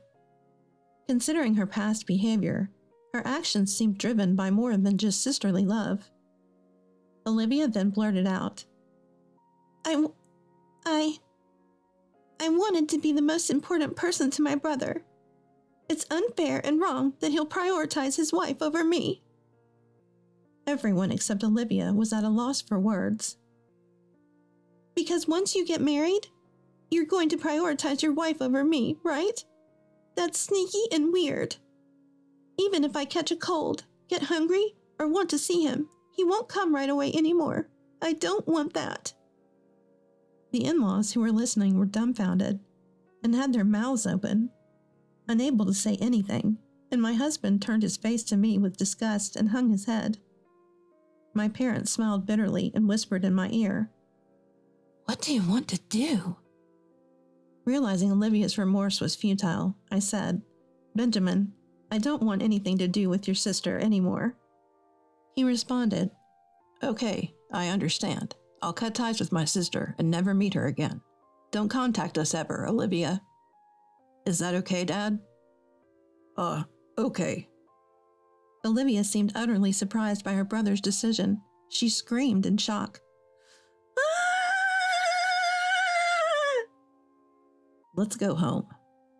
Although true remorse wasn't achieved, the relief of having no further contact with Olivia was immense. The next day, my husband and I took a day off work to apologize to the venue about Olivia's incident. Also, I told Olivia she's not welcome at the wedding anymore, and that I would be bringing the money for the decoration she broke. Right before leaving the house, my husband was rummaging through his bag, looking troubled. "What's wrong?" I asked. "Oh, I can't find the house keys," he replied. "What?" I exclaimed. "Maybe they're at my parents' place. I'll call them later," he said. When we arrived at the venue around lunchtime as promised, a visibly uncomfortable wedding planner and a man in a suit, presumably the manager, were waiting for us at the entrance. As soon as we greeted them, they ushered us into a room at the back. I was about to apologize when Miller spoke up. "I'm terribly sorry, but we have a request. Would you consider canceling the wedding?" "Huh?" "If you listen to this, you'll understand what we're asking for." The man pulled out a voice recorder. As soon as he hit play, Olivia's voice came through. "You guys called the cops, and now my brother disowned me, you know? How are you going to take responsibility for this? Bring out that planner. It's all that ugly woman's fault. Then bring the person in charge and fire her. If you can't fire her, I'll write on social media about how you destroyed my family and ruined this venue." The man turned off the recorder, cutting off Olivia's voice. I can hardly remember what happened next. All my husband and I did was nod our heads, repeatedly saying, "Sorry." "Sorry," Miller said. "This is business interference, so we must file the complaint this time." It's not said outright, but if we cancel, it seems they'll avoid making it a criminal case. The planner, exhausted from Olivia's relentless calls, just cried without saying a word. We bowed our heads at the venue again, filled out the cancellation papers, and trudged to the parking lot. Before getting into the car, I looked back and saw the cute white chapel I'd always dreamed of since I was a kid. Something precious inside me broke. Because of Olivia, I couldn't stop the tears. I briefly thought of ignoring Olivia since we cut ties, but that wouldn't be fair to the in-laws. I had no choice but to give up. On the way home, my husband's hand, gripping mine, trembled the entire time. When we finally got home and I tried to unlock the front door, I found it was already unlocked. My husband had said he couldn't find the keys, but I was sure I had locked it properly. The shoes in the entrance were scattered and turned over. I was shocked. The cancellation of the wedding was upsetting, but now a more direct fear struck me. I heard a woman's laughter from the back room. Unable to contain his anger, my husband stormed into the house. Feeling danger, I desperately followed him. "What are you doing?" I was startled by my husband's uncharacteristically deep voice and stood frozen at the scene before me. There was Olivia, cutting up the wedding dress my mother made, laughing maniacally with a crazed smile. "Can't wear your wedding dress, serves you right." I quietly grabbed my husband's fist and called my mother-in-law. After the in-laws arrived and took Olivia away, I hugged the ruined dress. It wasn't supposed to be like this. Following the cancellation, we faced rumors among friends, awkwardness at work, and lectures from relatives who didn't know the whole story. It was a mentally tough time for us as a couple. We moved to a distant place to escape everything, and I quit my job for a while. Yet there was a lingering dissatisfaction, a lack of closure, and my husband felt the same. Then one day, a package from my mom arrived. Inside was the wedding dress I thought had been torn to pieces. Mom. The letter attached read, Emma, you can always make a new one. You're not that weak. It was a typical straightforward cheer from her. Thanks, Mom. I won't be held back by such things anymore. I have to be happy with my husband. After that, I started working as a freelance fashion designer, and my husband got a job in sales at our new location. It was a tough start, but it brought us closer together. After years of supporting each other and living a peaceful, happy life, one day, my husband received a call from my in-laws. It seemed Olivia is getting married, and they desperately want us to attend the family meeting. Apparently, Olivia and her fiancé want me to come along too. My husband initially refused, but then Olivia herself reached out, wanting to apologize. At first, I was furious, but part of me wanted to show her how happy I am now. Maybe Olivia really has changed. Her getting married might mean her obsessive love for my brother has shifted to her husband. After discussing it with my husband, we decided to meet Olivia at the agreed location. It's been a while. The Olivia I saw after a long time looked refined, perhaps due to her experience in the workforce, and she appeared more composed. Thank you for giving me the chance to apologize. I'm so sorry for the terrible things I did. Though I couldn't accept her apology honestly, I told her, I will never forgive what you did to us, but if you're getting married, maybe you'll understand a bit of the pain we went through. We'll attend the family meeting so as not to be a burden on your wedding, but make no mistake, we won't be at the wedding itself, and our interactions will be minimal. After hearing this, Olivia expressed her regret and left. A few weeks later, we stepped into a fancy restaurant for the family meeting. We were immediately escorted to our table, greeting Olivia, my in-laws, and the fiancé's family who had already arrived. Olivia's fiancé seemed like a decent young man, at first impression. He worked as a civil servant and appeared very steady, being 3 years older than Olivia. Nice to meet you. I'm Jackson, the fiancé, he said. I've been looking forward to meeting you, as Olivia often talks about her brother. My husband's face stiffened for a moment, but he brushed it off, and we took our seats. Soon, a lavish meal was served. As we enjoyed the exquisite food, the conversation naturally drifted to the wedding. What kind of wedding do you want, Olivia? Her fiancé asked. I want a luxurious wedding with an ocean view. It has to be completely private, with delicious food. My wedding dress should be from a famous designer, the best there is. And then, Olivia went on about her dream wedding. My husband, seemingly displeased, put down his fork with a sigh. Was it wrong that I couldn't feel happy for Olivia? I was so infuriated. By the way, what was your wedding like? The unsuspecting fiancé suddenly asked. My husband and I exchanged glances. As my husband was about to speak, Olivia interjected. They didn't have enough money for a wedding. That's what she said. The fiancé, flustered, tried to console us, but his efforts felt empty. You must want to wear a wedding dress too, right? After my wedding, you could borrow mine and take some photos. I felt a surge of anger, wanting to punch that detestable face and expose everything Olivia had done, possibly ruining everything. But it was a joyous occasion, and I had to hold back. Then, an unexpected opportunity came my way. Olivia's fiancé's mom, oblivious to the tense atmosphere, said, I was recently invited to my niece's wedding, and the venue was so charming.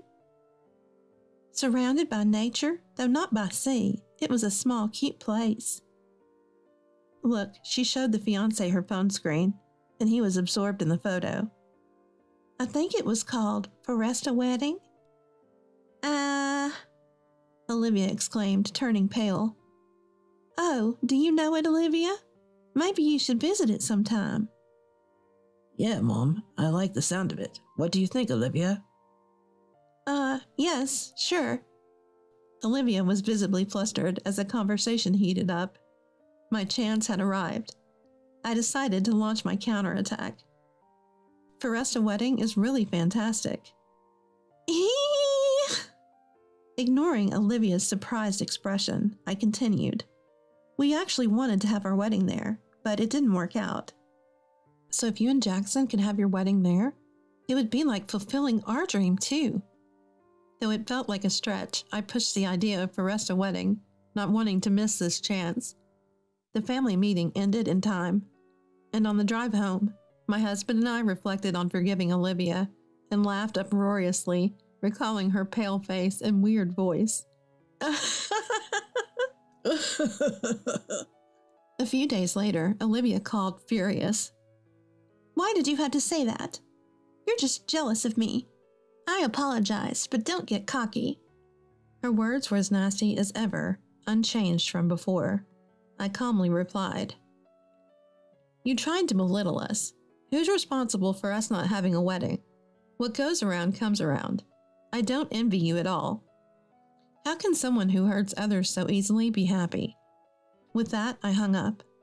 There was no further contact from Olivia. After some time, Olivia's fiancé contacted my husband, saying he had something important to discuss at a private restaurant. We thought he'd come alone, but he arrived with his mom and a dejected Olivia. Starting with an apology for summoning us, the fiancé began. We recently visited Foresta wedding, and then...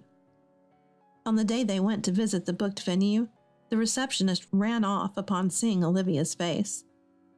Soon, a man in a suit, who seemed to be the manager, came out. Excuse me, may I ask your name? Olivia, red-faced and frozen, didn't respond, so her fiancé nervously answered. I'm sorry, but we cannot host Miss Olivia here. Please, you'll have to leave. The fiancé and his mom, confused, asked Olivia for an explanation. What? I don't know anything. I wouldn't want a place like that anyway, she retorted without explaining. So they inquired with Olivia's parents. Turns out Olivia had caused a police incident at that venue before. They came to us wanting to know more. So that's what happened. Why couldn't you just tell the truth? My husband asked Olivia. But it would have spoiled the mood before the wedding. Yes. My husband and I couldn't help but react with astonishment. I told them everything, sparing no details. Despite Olivia's desperate looks, I couldn't forget the look of despair on the fiancé's face as I finished. You could really do something like that? Olivia responded, I had no choice back then. I only had my brother, but now it's different. I want to be happy with you. The fiancé let out a big sigh, as if making a decision, thanked us, and left. Olivia chased after him, trying to justify herself. We felt a rush of relief, as if our long-held grievances were finally being aired. Eventually, Olivia's engagement was called off. Ignoring her past actions, she tried to justify herself, which led to the fiancé's strong distrust. A private investigator revealed that Olivia recently sabotaged a colleague's wedding out of jealousy. Recently, Olivia had caused a scene at a colleague's wedding. Jealous of a colleague who married a wealthy man, she spread false rumors about the bride during the reception, chilling the atmosphere. The couple whose wedding was ruined are furious with Olivia and are preparing to sue her. Seeing the trouble she caused, her fiancé's parents also rejected her. During a family discussion, Olivia cried and raged, claiming she was not at fault, and accidentally injured the fiancé's mom, leading to the breakup of the engagement. Afterwards, Olivia tried to return to her former job, but was refused due to the incident at the wedding. Abandoned by her in-laws and facing a lawsuit from her former colleagues, she has become estranged from her friends. Now she's moved to a cheaper apartment and is working part-time jobs. As for my husband and me, I finally wore the wedding dress my mom made. Having dealt with Olivia, we felt ready to take those photos. Though it was just a photo shoot, we were smiling with full happiness. And then, we finally bought our dream home. Both of our careers are on track, and we decided to build our ideal house. And one more thing. Benjamin, look at this. What? Really? I'm going to be a dad? Today it was confirmed at the gynecologist that I am indeed pregnant. Yay! Yay! Watching my husband jump for joy, I laughed and imagined us living in our new home. It might be tough, but with a family who has overcome hardships together, I know I'll be okay. Thinking this, I opened my sewing box and started to decorate a tiny dress with needle and thread, filled with wishes for a happy life with our soon-to-arrive child. Thank you for making me a mom. A new life, still small, had taken up residence in my womb. I believed everyone would be overjoyed. Yet, my husband was engrossed in his acts of betrayal against me. Now, feeling happy 3 years later, I can talk about those times. I am Nell Burks. Back then, I was pregnant. Even past 5 months of pregnancy, the morning sickness continued and I often had to take time off from work. My husband is Greg. We met at a colleague's wedding after party. He, a year older than me, worked at the same company. The first time I heard his singing, I was smitten. Not love at first sight, but love at first listen. I approached him and our relationship began. 2 years later, when I was 27, we married. Being an only child might be lonely, so we should have at least 2 kids, right? Yeah, maybe 1 girl and 2 boys? As long as they're healthy. The order doesn't matter. Greg, an oldie child, and I with a half-brother. We wanted to give our child siblings. We were excited about having kids right after getting married. Looking back, that might have been our happiest time. But once married, we realized it wasn't all about chasing dreams. We had to plan for the future realistically. We decided not to have children for 3 years, focusing on saving money and enjoying life as a couple.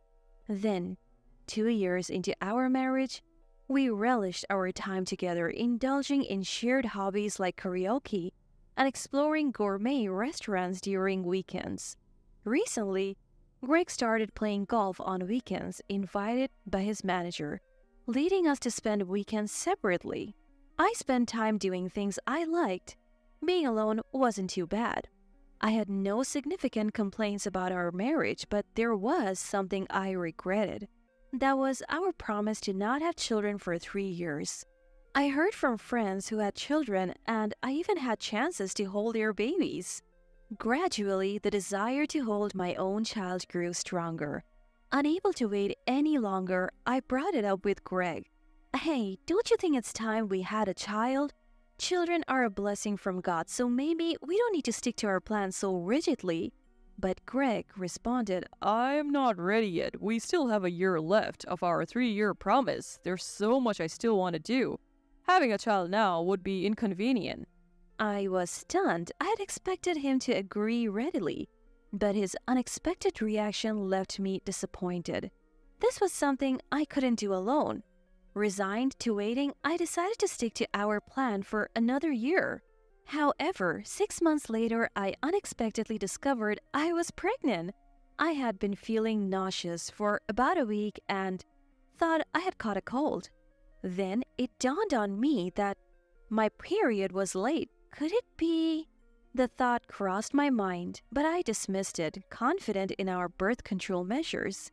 Still, I decided to visit the gynecologist for peace of mind. After the examination, the doctor said, You're pregnant. Without a smile.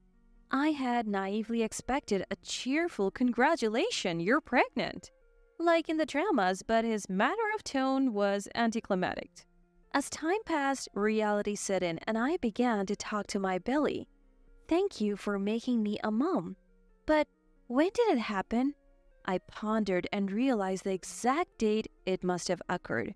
Though earlier than I planned, I was sure Greg would be happy to know we were having a child.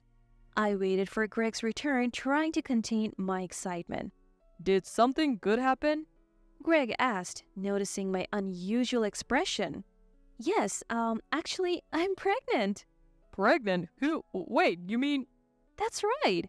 That's strange. Are you sure it's mine? Excuse me? At Greg's words, it felt as if time had stopped for a moment.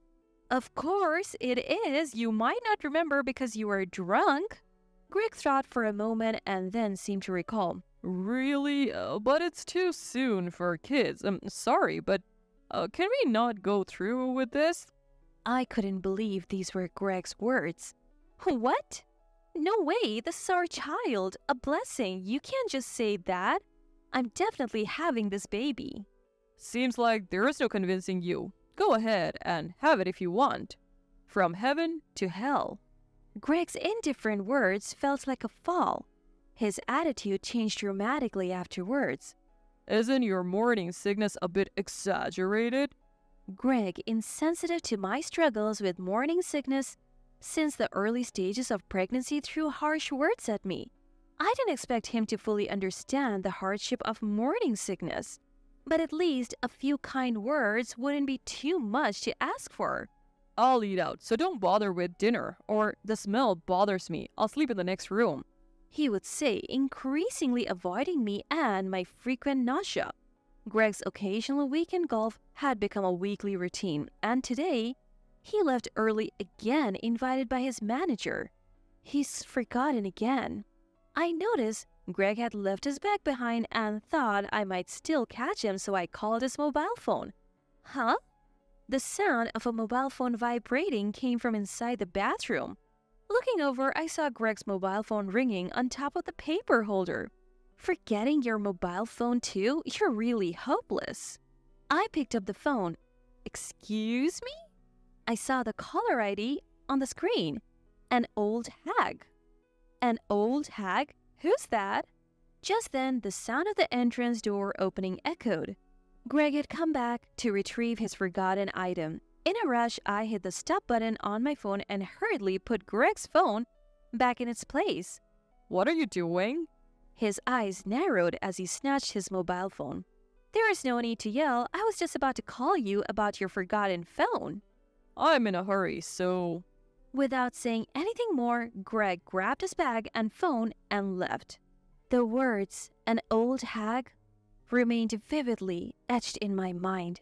Dizziness overcame me and I slumped to the floor. My heart was pounding. I could hear its beats. I am not so oblivious. I had a vague sense that something was off with Greg's behavior. Yet somewhere in my heart I hoped I was mistaken, but my hopes were shattered. We had planned to go to Greg's parents' house for Christmas, but I couldn't because of severe morning sickness. Say hi to Kaylin and the others for me. As I saw him off at the entrance, Greg pointed at me laughing. What's with that outfit? You look like an old woman. It's embarrassing. How cruel. Such words shouldn't be said even in jest. I could no longer feel a shred of affection. How are you feeling? Is the morning sickness still going on? The day after Greg left, I received a call from my mother-in-law, Kaylin, who expressed her concern. Yes, I'm fine. Sorry, I couldn't come. Don't worry about it, but it's lonely this year since both of you couldn't make it. Both of us? Greg was supposed to have gone to his parents' home. Before I could respond, Kaylin continued, well, it can't be helped. His manager's father passed away and he's always been good to us. That was Greg's excuse for not going home, apparently. What? I hadn't heard such a story. Nell, can you hear me? Yes. Something wrong? Don't keep worries to yourself. It's not good for the baby. Could Greg be cheating? I couldn't possibly say such a thing outright. I'm fine, just feeling a bit unstable. I guess it's because of the pregnancy. After ending the call with Kaylin, I immediately called Greg. Hello, this is Greg's mobile phone. Who's speaking? Oh, sorry, I dialed the wrong number. I quickly hung up, a bit startled. Was it a mistake? I checked the number I had for Greg. Greg. It was correct, and the woman on the phone had mentioned Greg's name twice. My call would be in Greg's call history. He should have called back, but he didn't. Greg's actions were increasingly suspicious. Looking back, there were other strange occurrences. Normally, we would visit his family about 3 times a year, but at Thanksgiving, I went alone. Greg had said he was helping with his manager's mother's funeral service and couldn't go, and now his father? Both parents passing away within 6 months, coinciding with our family visits? Too much of a coincidence. I immediately checked with a colleague from Greg's department. There's no such thing, they said. The frequent golf invitation from his manager had started before I knew I was pregnant. Greg was definitely hiding something, no doubt about it. Then Kaylin called again. Nil, are you really okay? Worried about my downhearted state, she had called again. I explained everything that had happened. I'm so sorry. Kaylin apologizing as if her son's misconduct was her responsibility. You're my precious daughter too. Remember when I was hospitalized before your wedding? You were the first to rush to my side. That's when I knew I could trust you with our future. You would never betray us. I won't forgive anyone who makes my precious daughter cry, even if it's my own son. You're pregnant. Don't think strange thoughts. It's not good for the baby. Finally, Kaylin said, just make sure you do what you need to do before hanging up. 2 days later, Greg returned as if nothing had happened.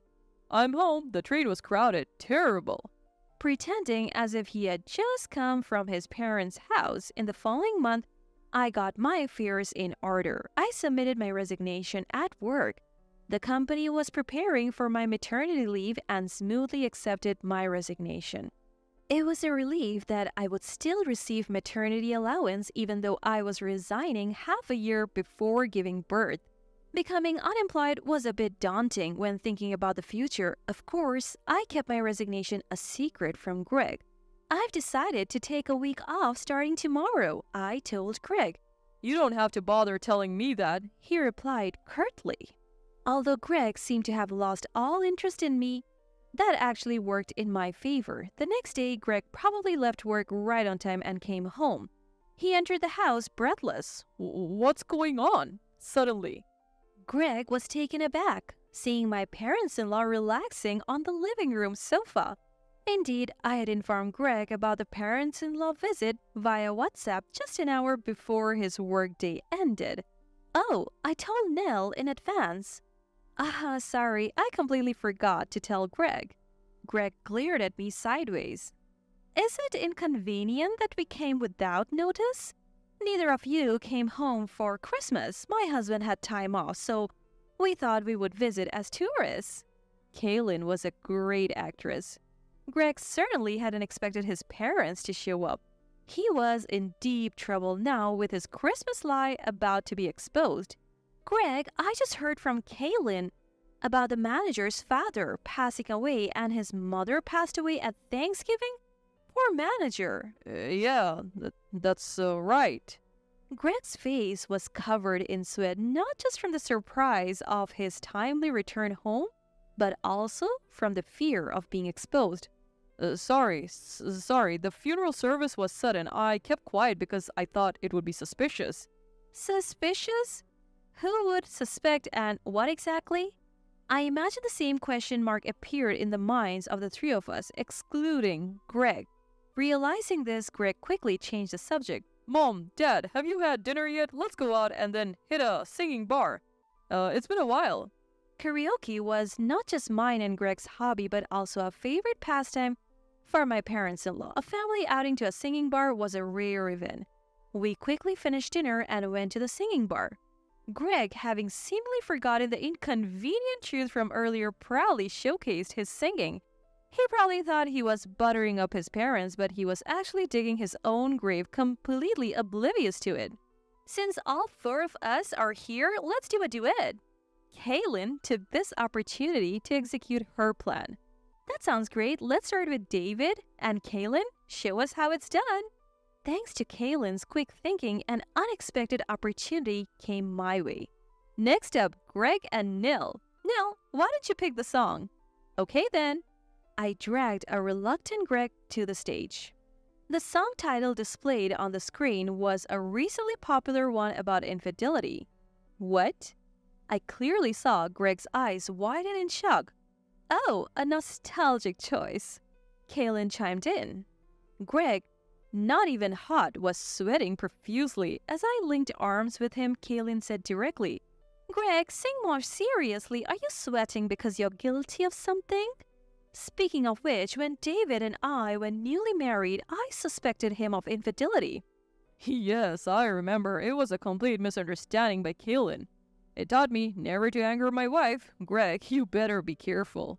Looking closely at Greg, his sweat-drenched face had turned pale. I'm fine. Just had a bit too much to drink. Huh? Drank too much? Greg usually only drinks cola at karaoke, not alcohol. Even today, he only had a sip of beer at first. Oh, are you okay, Greg? Don't overdo it. We are going back to our hotel, so let's call it a night. After saying goodbye to my parents-in-law who returned to their nearby book hotel, Greg and I went back to our condominium. The next morning, leaving Greg at home saying he wasn't feeling well, I went sightseeing with my parents-in-law. Even at night, Greg didn't come out of his room. So I called out, "Hey, are you okay?" Kaylin said they are leaving tomorrow. Seems the unfamiliar hotel is tiring them out. They prefer their own home. Really? It's a shame I couldn't spend more time with them since they came all this way. Greg emerged from his room seemingly relieved that his parents were leaving. Also, I have decided to go back with them. Greg appeared completely revived, knowing that the house would be empty except for him a while.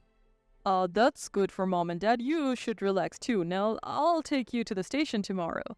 The next morning, I said goodbye to Greg at the station and left with my parents-in-law. And that night, wow, Greg was shocked, as if he had seen a ghost. He almost collapsed at the sight of me and Kaylin standing at the entrance.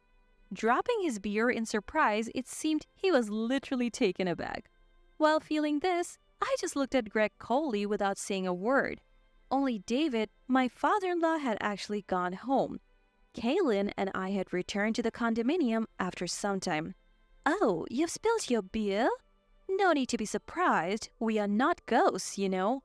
But Mom, you guys were supposed to go home. Huh? Yes, David went back alone. I'm staying here tonight since I'm alone, but who might be visiting? There's a woman's coat hanging there. Oh, that, a colleague from work. Others were here until a moment ago. They left and she's the only one now. The woman must have hidden when we unexpectedly arrived. Peeking into the room, a young woman timidly appeared from the balcony. Good evening. Oh, sorry, just needed some fresh air. Mr. Greg, I'll be leaving soon. After saying that, she picked up her bag and left. I recognize that woman. Isn't she from Greg's department? Her voice sounded like the one on the phone. You could have at least informed us. She left in such a shock. Greg finally stood up and grabbed a new beer from the fridge to drink. You know, it's not good for a married man to be alone with a young woman when his wife is away.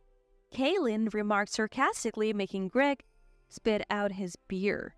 I was thinking of saying hello to your always helpful manager before leaving. No need to bother going all the way to the manager. It will be a laughing stock for an older woman to show up at the company.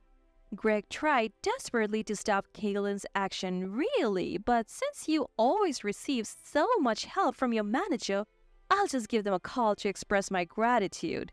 Saying that, Kaylin picked up Greg's mobile phone from the table. Mom, stop it. Greg frantically tried to retrieve his phone, but Kaylin was determined. Just lend it to me. It was the first time I saw the usually calm Kaylin raise her voice. Kaylin looked straight into Greg's eyes. Greg, is it really so embarrassing for me to thank your manager? It's not that, but... Unable to meet Kaylin's eyes, Greg responded in a small voice. Then it's fine, Greg, you make the call.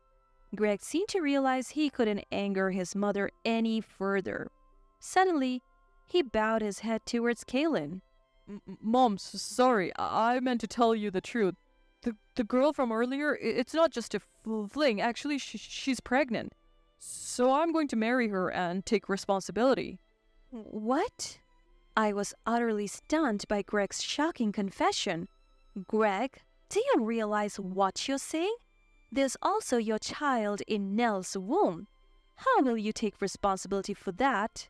It's Nell's fault. She decided to have the baby despite my opposition, and I can't even be sure if the baby's really mine. I mean, it happened just once unexpectedly. How can I trust that? Kaylin? Kaylin snatched the beer from Greg's hand and threw it in his face. What are you doing?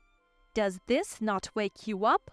I was thinking I wouldn't disown you if you sincerely apologized to Nell. And what about that girl just now? If she intended to marry you, why did she run away like that? Greg was left speechless, effectively admitting to the affair. There's no more room for leniency. If you say Nell's child isn't yours, then you are no longer my child either. From today, our ties as parent and child are severed. You understand, right?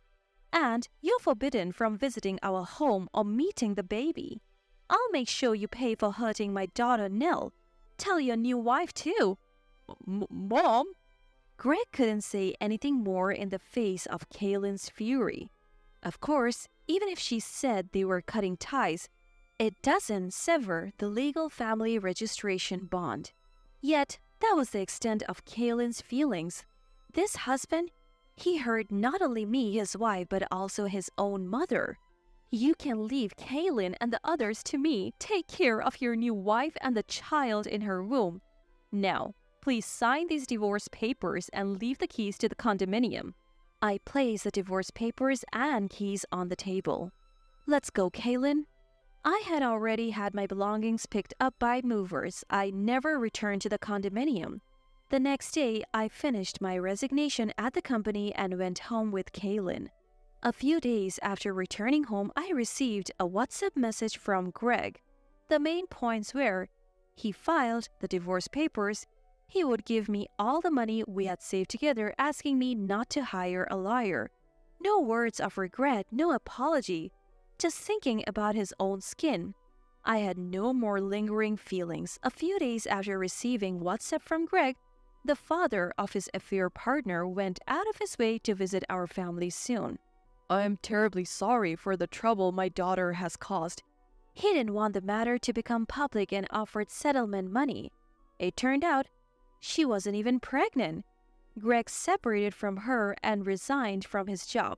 From what I heard from a colleague, that woman left the company and soon got engaged to another man. Rumors suggested that her parents hastily arranged a match to vanish her relationship with Greg like mist, pushing her into a new engagement. Greg divorced his pregnant wife. After that, a female employee from Greg's department resigned. These are the only two facts officially recorded at the company. Anything about Greg's relationship with that woman or their subsequent lives remain mere whispers and rumors.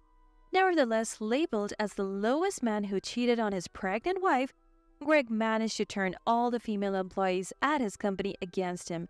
Unable to bear the scandal, Greg left the company 6 months later.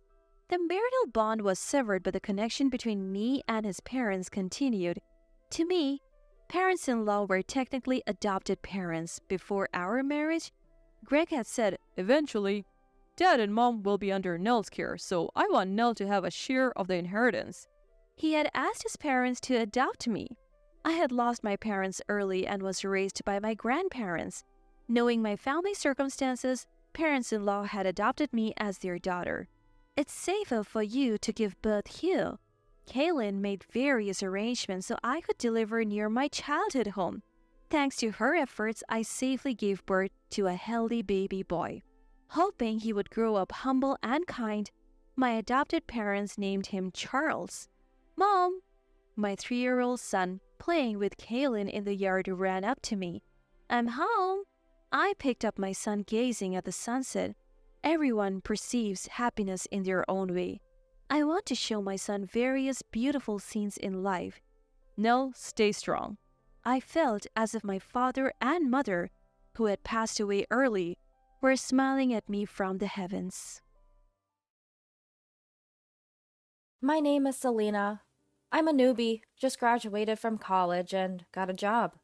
Selena, you're still in training, aren't you?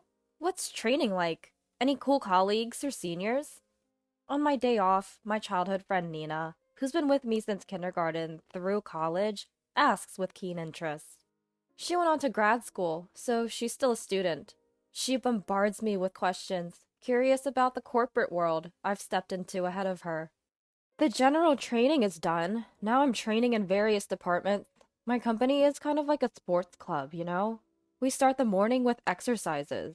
There's even a shout out. What? That's unusual. It is. Health comes first, which I totally get. We even have activities like clubs. Right now, there's tennis, football, and a jogging club. Are you forced to join? Not at all. But newcomers are encouraged to try out any clubs they're interested in a few times, then decide if they want to join. Wow, what a fun company. What about you, Selena? I joined the jogging club. I wouldn't exercise on my own, and it seemed like a good way to stay fit. Plus, it's at my own pace, not too strict. That's admirable. I wouldn't join any. I don't like exercising. You can quit anytime, and it's a good way to network, especially for newbies. It's a chance to meet people from other departments. Oh, I see. It's like an extension of a club where you can interact across different ages and departments, which is fun.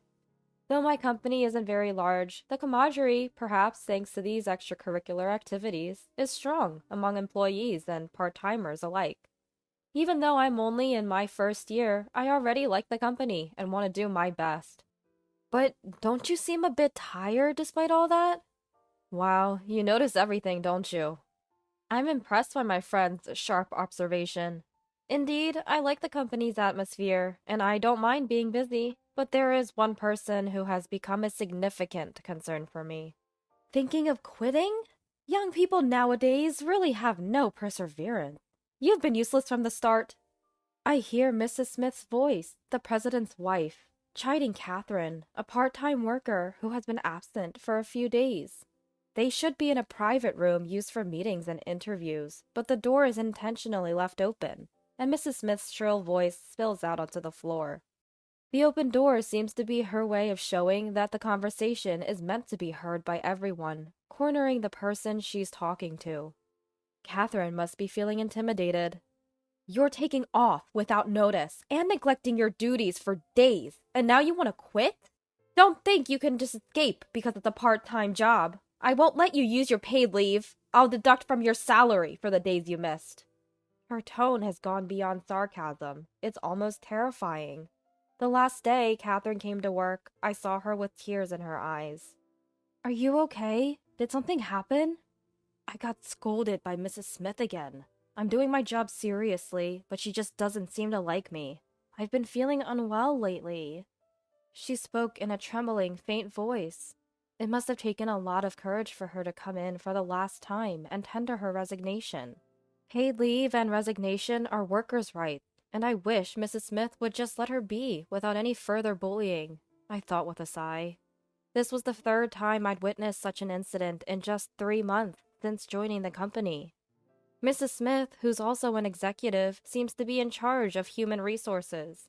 However, she leaves the actual HR work to the department heads and employees, appearing only interested in controlling aspects like hiring, firing, and assignments. She has a few favorite young male employees, and she's all sweet and gentle when speaking with them. And apparently, women who get along with her favorites become targets of her unreasonable bullying.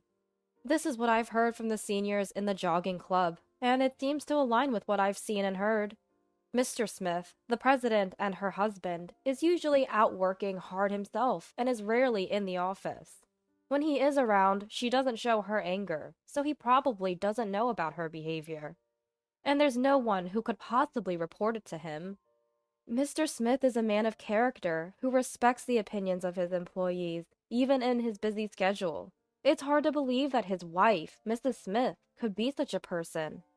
Perhaps having accepted the resignation, Mrs. Smith emerged from the conference room, searching through papers as she walked across the floor. Tears brimmed in Catherine's eyes, following behind. It takes effort to replace staff, you know. Find someone for the part-time job, finish the handover, then you can leave. That's common courtesy, right? Mrs. Smith's plea for agreement sent a wave of tension through the employees present. Everyone pretended to focus on their work, yet they couldn't ignore her, nodding reluctantly. Amidst this, "Oh, you look like you want to say something." Well. It seems my empathetic gaze towards Catherine had caught Mrs. Smith's attention, sizing me up. "If you're getting paid, you should take responsibility for your job, whether you're a full-time employee or a part-timer." Yes. Her words were correct, if taken at face value. I had no choice but to agree, despite my objections. "Good. It's unacceptable to take time off on a whim or quit in the middle of a contract period, isn't it?" Yes, but I mean, the moment I began to object, I was met with a glare that silenced me. "Remember, self-centered behavior is not acceptable. Order is important. Those who work properly, I do appreciate, right?" In the end, I couldn't say anything, and Catherine remained bowed, like an example for all. Later, some sales employees returned, and Mrs. Smith, perhaps seeing her favorites among them, approached them with a bright smile, a stark contrast to her earlier demeanor. I'm frustrated with myself for not being able to do anything for Catherine, and for giving in to Mrs. Smith. Ugh, it's hard to believe such people exist. No wonder you're stressed. Sorry, I didn't mean to vent. It's okay, you shouldn't bottle it up. And you really couldn't argue, could you? If you did, you'd be the next target. Be careful. You're right. By the way, there was a senior from the jogging club among the sales staff. He came to talk to me afterward, and I felt really watched. Eek, scary. Is that senior good-looking? Maybe he's one of Mrs. Smith's favorites. I'm not sure. Oh, but more importantly, I remembered and changed the subject. Remember the trip we talked about? I couldn't decide between the two hotels you mentioned. Both are lovely, but since Grandpa and Grandma love seafood, I'm thinking of going with this one. What do you think? Right, that was the main topic. She's well versed in traveling with her family and had been advising me. If they love fish, then yes, this one's the right choice. My fussy grandmother was very satisfied with it, so it's definitely a good pick. My friend recommended it confidently, with a smile. I'm glad. I've been wanting to show my appreciation, and I hope they'll be happy. I had been saving up little by little for a trip with my grandparents, Curtis and Ashley, who raised me after my parents passed away when I was young. They always put me first and supported me, and I wanted to give something back.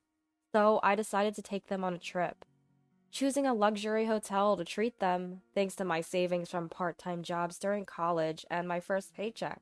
Traveling with their granddaughter will surely make them happy. They'll love it. Yeah. Her smile made me smile as well. However, on the Friday afternoon before the trip, Mrs. Smith called me in. "Here, the resumes and job histories of new part-time job candidates. Compile these into the data, and make interview sheets too." Isn't that HR's job? Why me?" "Well, as a newcomer, you should be experiencing different kinds of work, right? You seemed interested in HR work when that part-timer quit the other day." How did it come to this? I disliked sympathizing with Catherine, but it wouldn't do any good to object. "How long do I have?" "By Monday morning." "What, next week?" "Of course." "Please wait. Today is Friday. I have my own work to finish too." "Finish your tasks first, then work on this. You can come in over the weekend. I'll make sure you're compensated for working on a holiday." She smiled sweetly. Her beautiful smile looked to me like the grin of a witch. "We have interviews scheduled for Monday, so don't be late. Oh, and look at past files to summarize the trends of those who were hired. Here, take this." A thick file was placed before me. Is all of this mine to do? Confused and at a loss for words, she said triumphantly as if she had won. "I'm glad you understand. You've been ignoring directions and acting frivolously at work lately. Getting off to a good start is crucial." I had no idea what she was referring to. Unable to tolerate such baseless accusations, I decided to speak up. "With all due respect, it's Friday and there are less than 2 hours left in the workday. I also have my current assignments. It's impossible to finish all this by the start of next week, even with overtime." I tried to keep my tone as calm as possible while holding back my boiling frustration. Ever since Catherine's resignation, it seemed she had pegged me as her next target, subtly harassing me. She'd make requests for errands or shopping specifically when I was busiest, give incorrect copying instructions, then blame me for delays in meetings. Even during jogging club activities, I'd feel her sharp gaze on me. I'd been managing the daily stress, but the prospect of it affecting the trip I was looking forward to was too much, especially being given an unmanageable amount of work that wasn't even my responsibility. She seemed unfazed by my objections. That's why I said you could come in over the weekend. Oh, and HR materials are confidential, so don't take them home. Wait a minute. I tried to argue, but she cut me off. I have plans now, so I must go. Please take care of it. And with that, she left. The next day, as planned, I was under the open sky on a trip with my grandparents. They looked at me with concern, stifling yawns. Are you sure you're okay? Going on a trip right after an all-nighter. We can postpone it if you need to. Don't worry, I was really looking forward to today's trip. Despite my reassurances, they were worried about me rushing back just in time for departure after working all night. I had informed them, but I must have caused concern the night before. No, this trip is supposed to be fun. I have to make sure they enjoy it. I psyched myself up internally and smiled at my grandparents. Look, the sea is so beautiful. I'm glad it's sunny. Hey, don't worry about me. We're close to the sea, so the seafood will be delicious. Can't wait. Showing excitement, they finally relaxed and started to take in the scenery. But even amidst the joy, an unbelievable nightmare awaited. Did you finish the work I assigned? You didn't just abandon it, did you? A familiar voice intruded on my ears while I was checking into the hotel and wandering the halls alone. Mrs. Smith? It felt as if Beethoven's Fate was playing in my head. I felt it. Why is the witch here? Of all places to run into her? As if hearing my internal monologue, she laughed mockingly. I gave you homework to ruin your floating weekend plans, yet here you are, ignoring my instructions. Her words echoed like a witch's curse, making my head spin. Are you saying you deliberately assigned me work to coincide with my trip as harassment?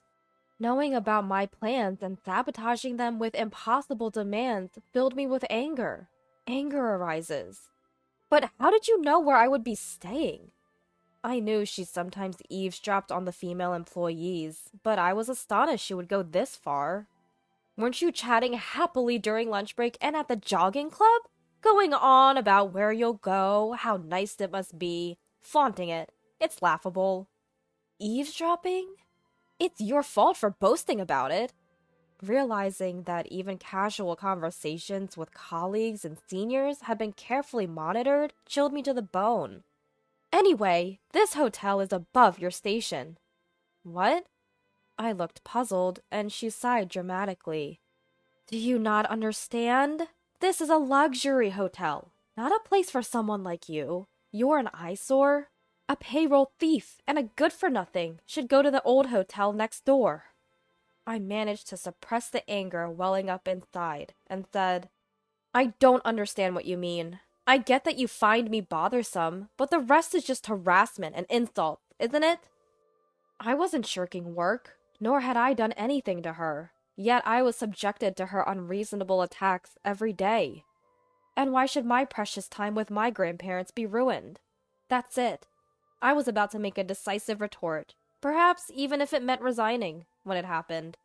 So that's what this is about. A calm voice, out of place in this tense situation, came from behind. Grandma! Grandpa, too! I thought my grandparents were back in the room having coffee, but there they were, standing behind me. Judging by their expressions, they had heard almost the entire conversation. This is... I began, flustered, trying to explain, but my grandmother interrupted me and addressed Mrs. Smith. Pleased to meet you. I'm Selena's grandmother, Johnson, who has been acting as her parent for many years. The honorific chairman of Johnson Products, the company that had dealings with yours recently, would be a faster introduction. Grandma greeted her with a relaxed tone. Mrs. Smith's face turned pale upon hearing that. J. Johnson Products? Her voice squeaked in surprise. The industry leader? And you're the honorific chairman? But the employee here has a different surname. Well, that's not strange at all. My daughter didn't take her husband's name when she married. She changed to his surname instead. Being part of a renowned founding family of a famous company, she preferred to stay under the radar. No. As for this child, perhaps she takes after her mother. She could have joined our company, but she wanted to job hunt on her own to earn her place. I'm terribly sorry. I had no idea. Mrs. Smith's face drained of color. Do you think being unaware gives you the right to commit any kind of rudeness? Or do you differentiate people by their family background? No, that's not. In contrast to my serene grandmother, Mrs. Smith was sweating and frozen, despite her well-made-up face. I wonder if you could pass a message to your president. The business deal your staff discussed with us the other day, we'll be considering it void. No, please wait. Ignoring Mrs. Smith's almost shrieking voice, my grandmother continued. I heard that the company my granddaughter joined was focusing on health first, even having sports clubs, and it seemed like a fun place to work. Grandma said, with Grandpa nodding beside her. And after the recent business meeting, we heard Mr. Smith was a man of good character, suitable for a good partnership. But to think Mrs. Smith is such a person? What a shame. While maintaining her calm tone, my grandmother sharply cut her off. Let's go, Selena. Turning to me, she said with a smile. Wait, the deal! Mrs. Smith, quivering, tried to cling to my grandmother's back, but Grandma dismissed her with, It's too late to change your attitude now, leaving her collapsed on the spot. Please, could you mediate something for me? I don't mind about the work from yesterday. Just... After being coldly dismissed by my grandmother, Mrs. Smith turned to me with an astonishingly quick change of face. I refuse. And for the record, I didn't abandon the work you dumped on me yesterday. I completed it before I came here. Check it tomorrow. I was filled with a desire to shout back at her for all the injustice I had endured. But following my grandmother's example, I even managed to answer with a smile.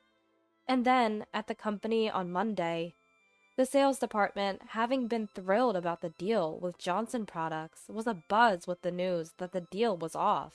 Apparently, Mrs. Smith had done something. Look here! Mrs. Smith, looking frantic, approached me. Did you already communicate the cancellation of the deal?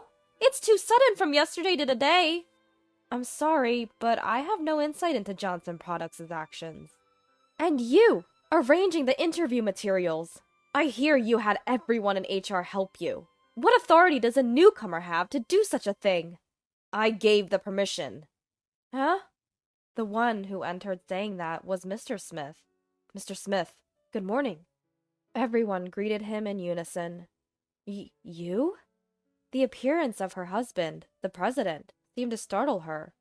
Last Friday night, when I returned from a business trip and came to this floor for some work, I saw the newcomer, her, rushed off her feet with work, and everyone else looking worried but not helping. Something seemed off, so I asked her what was going on. Prompted by Mr. Smith, he explained to her, still not grasping the situation. Mrs. Smith had given me HR work to complete by the start of the week, and instructed me to work over the weekend if necessary. But I realized that it was impossible to do it all by myself. Just then, Mr. Smith arrived, and I was able to consult with others around. I talked to the HR staff, too. They said you forced the work onto her and expressly forbade anyone from helping her. The need for interview preparation is real, but analysis and summation of past files weren't urgent. Why did you give her HR work in the first place? That's because, as a newcomer, she should experience everything, right? She said she was interested in part-time job recruitment. I hadn't said that, but she was sticking to her usual forceful logic. I thought to myself, classic witch. I thrust into my heart. But Mr. Smith elegantly ignored her excuse. I could have told her not to do it, but she said she would. Since the interview materials were indeed needed by today, I allowed those remaining in HR to help her. So maybe I miscalculated the amount of work to assign? But it's okay, right? It all got resolved in the end. The main issue is this. I've been focusing on sales recently and haven't been able to show my face here much. But I've heard that part-time staff keep quitting because of you. Who said that? They left on their own. It's a nuisance for us that they're so irresponsible, right? She looked around for agreement, but no one consented. Instead, cold stares concentrated on her. Our company values health first, which refers to both physical and mental health. It's fine to work hard, but overloading with work, pressure from superiors, and weakening the spirit are unacceptable. Mr. Smith's voice resonated across the floor, and I almost wanted to applaud. And to burden her, who's been working hard to be filial to her grandparents, with unreasonable demands just for harassment. I find that utterly despicable. It's not like that. And then to barge in on her holiday with her grandparents. What is that about? You're no longer welcome here. What? What are you saying? Go on, get out. Mr. Smith, what did you say? Even I was surprised by this. It's not just between us. I apologize for the Johnson Products matter. We'll ask her to speak to Mrs. Johnson once more. You made a terrible scene at the hotel. And who did you go with? It seemed like she was struck by an unexpected arrow, speechless. I tilt my head, not understanding what it means. I learned of the unreasonable work assigned to her on Friday night. I heard about her trip with her grandparents then. And on Saturday, you suddenly left saying you were going away overnight with a friend. The formidable witch was nowhere to be seen. She now stood there, face pale, trembling.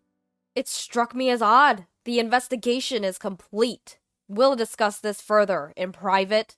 Mr. Smith looked at Mrs. Smith, then addressed the entire floor. Sorry for the disturbance. Everyone, please start your work. I will personally handle the Johnson Products issue. Please bear with us a little longer. Mrs. Smith, now ashen-faced, seemed unable to speak, slumping defeated. A month later, the former president's wife had fallen from grace. It wasn't just bullying of part-timers and female staff, but she had been having an affair with a young male contract employee. It was well known that she targeted women who got along with her favorites, but no one had suspected infidelity. The man she had brought to the trip was the same male contract employee. It was surprising because he was planning to leave after his contract ended and seemed to have been involved with her casually, thinking it was all just a game. When Mr. Smith asked, he apparently spilled everything without much thought. Not the brightest bulb. To think she would risk her life with such a man while married to Mr. Smith, a man of such good character. The lady herself is not too bright either. Meanwhile, our company successfully managed to make a deal with my grandmother's company, as originally planned. Apparently, the deal was sealed thanks to Mr. Smith's prompt and sincere actions after the incident. Johnson Products was already eager, and this only solidified their decision. It's a sobering thought for me, too. At the company, people found out I was the granddaughter of Johnson Products, saying things like, "You got a job on your own? You've got guts. You don't seem like a lady." Which I laughingly replied, "Because I'm not. Huh." Everyone loved me and said, "I'll continue to train hard from now on." And no one changed their attitude. Now, without any worries, I am saving up bit by bit for another trip with my grandparents. It will take time, but wait for me, Grandma and Grandpa. My colleagues, my precious family. I cherish the time I have with the people around me, treasuring it like the most valuable thing.